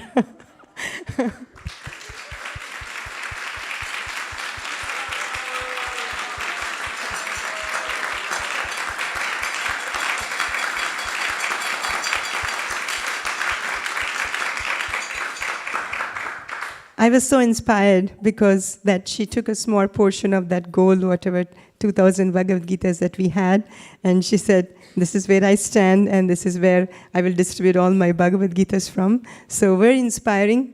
Thank you for doing this. I know that you come a long way just with the door hanger bag and to Bhakti community. Now you're preaching. It's very inspiring to see this one. Hare Krishna. Coming back to our goal, we were analyzing how far we are. I think we are almost 50% at our goal, and this is the last month of our marathon, the December. And many temples around the world, they only do December for book distribution, so we have already got a head start. So please do join us in one of the teams that they're going. Kautukana Prabhu can announce the Western Sankirtan spots. I was reflecting when we were in Puri, my Guru Maharaj was mentioning that there's so many things that's already done, but our job is only to make Krishna famous. So how do we make Krishna famous is, Krishna spoke the Bhagavad Gita, so to give the book that is spoken by him to other people, in that way they can directly see what Krishna said in the Bhagavad Gita, direct instructions. Luckily, we have it translated as it is by Srila Prabhupada. And we are really, really fortunate to have that to be given easily to others. I've seen many people in many temples, they struggle because they don't have enough books to distribute. But we have a unique position that by Radha Madan Mohan's mercy, we have enough books to distribute. So we can't take it for granted that we have the books. So please take one small goal like Vicky has picked up and distribute to as many people as possible this last month of December. Kautukana Prabhu, would you like to announce the spots? Hare Krishna Mataji, thank you. So we have 3 spots. One is Hispanic Sankirtan. They're already out, Adinath Krishna Prabhu and Tim, Transcendental Tim Prabhu. They have so they are going to store and doing Hispanic Sankirtan, especially because that area is more Spanish speakers. And second team is I'm going to Mountain View downtown. So His Grace Shamrup Prabhu is going to join me. So if you like to join my team, please let me know. I'm happy to take you. And third team is Vaishnav Toshni Prabhu. He is going to an Indian store or restaurant. So if you like to go nearby, we have these 2 spots. Thank you. Hare Krishna. Thank you, Prabhu, Kautukarna Prabhu. He doesn't miss a weekend, and he also goes every weekday as well out to different universities to distribute books to the students. They're all lucky to have you and get the books from you. And one team is going to Fremont is it to Indian Store? Yeah, one team to Indian Store, Fremont, and one in Pleasanton. And there will be one in Cupertino as well. So there are many spots. If you're interested, please let me know, or Kameshwari or Kautukarna Prabhu, and they can help you to set up in one of those spots. Thank you very much. Hare Krishna.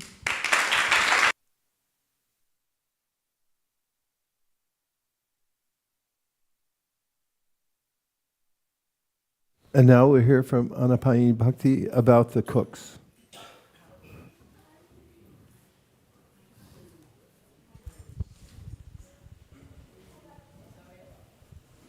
Hare Krishna, today's prasadam was cooked by Koladweep Prana Prabhu and Dhira Prashant Prabhu.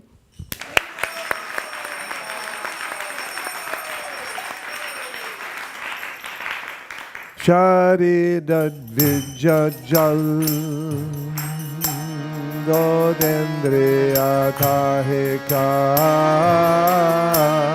Dhidebere Vishayasya Kare Dharma Didvayati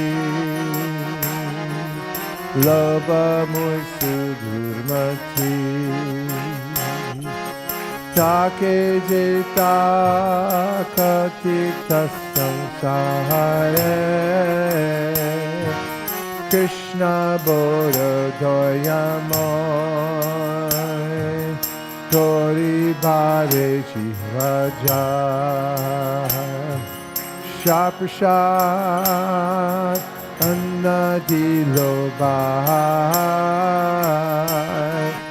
Shayanamrita Pao Radha Krishna Guna Gao Premedako Sri Chaitanya Nitai Premedako Sri Chaitanya Nitai Prasade Govinde Nama Pranamukare Sapa Punya Prakandada Vishwako Namigayake Prasade Sapa Dikana Bhagiyasyo Nigayate Satsanate Sasoyashu Vimpaya Chitte Kaya Padikya Satsanla Bhaktivakara Sarkita Ishka Bodhi No Dasa Bhagavad Shri Mahaprasad ki Gaura Premanande Nitai Gaura Hari Bo Hari Bo Hari Bo Nitai Gaura Hari Bo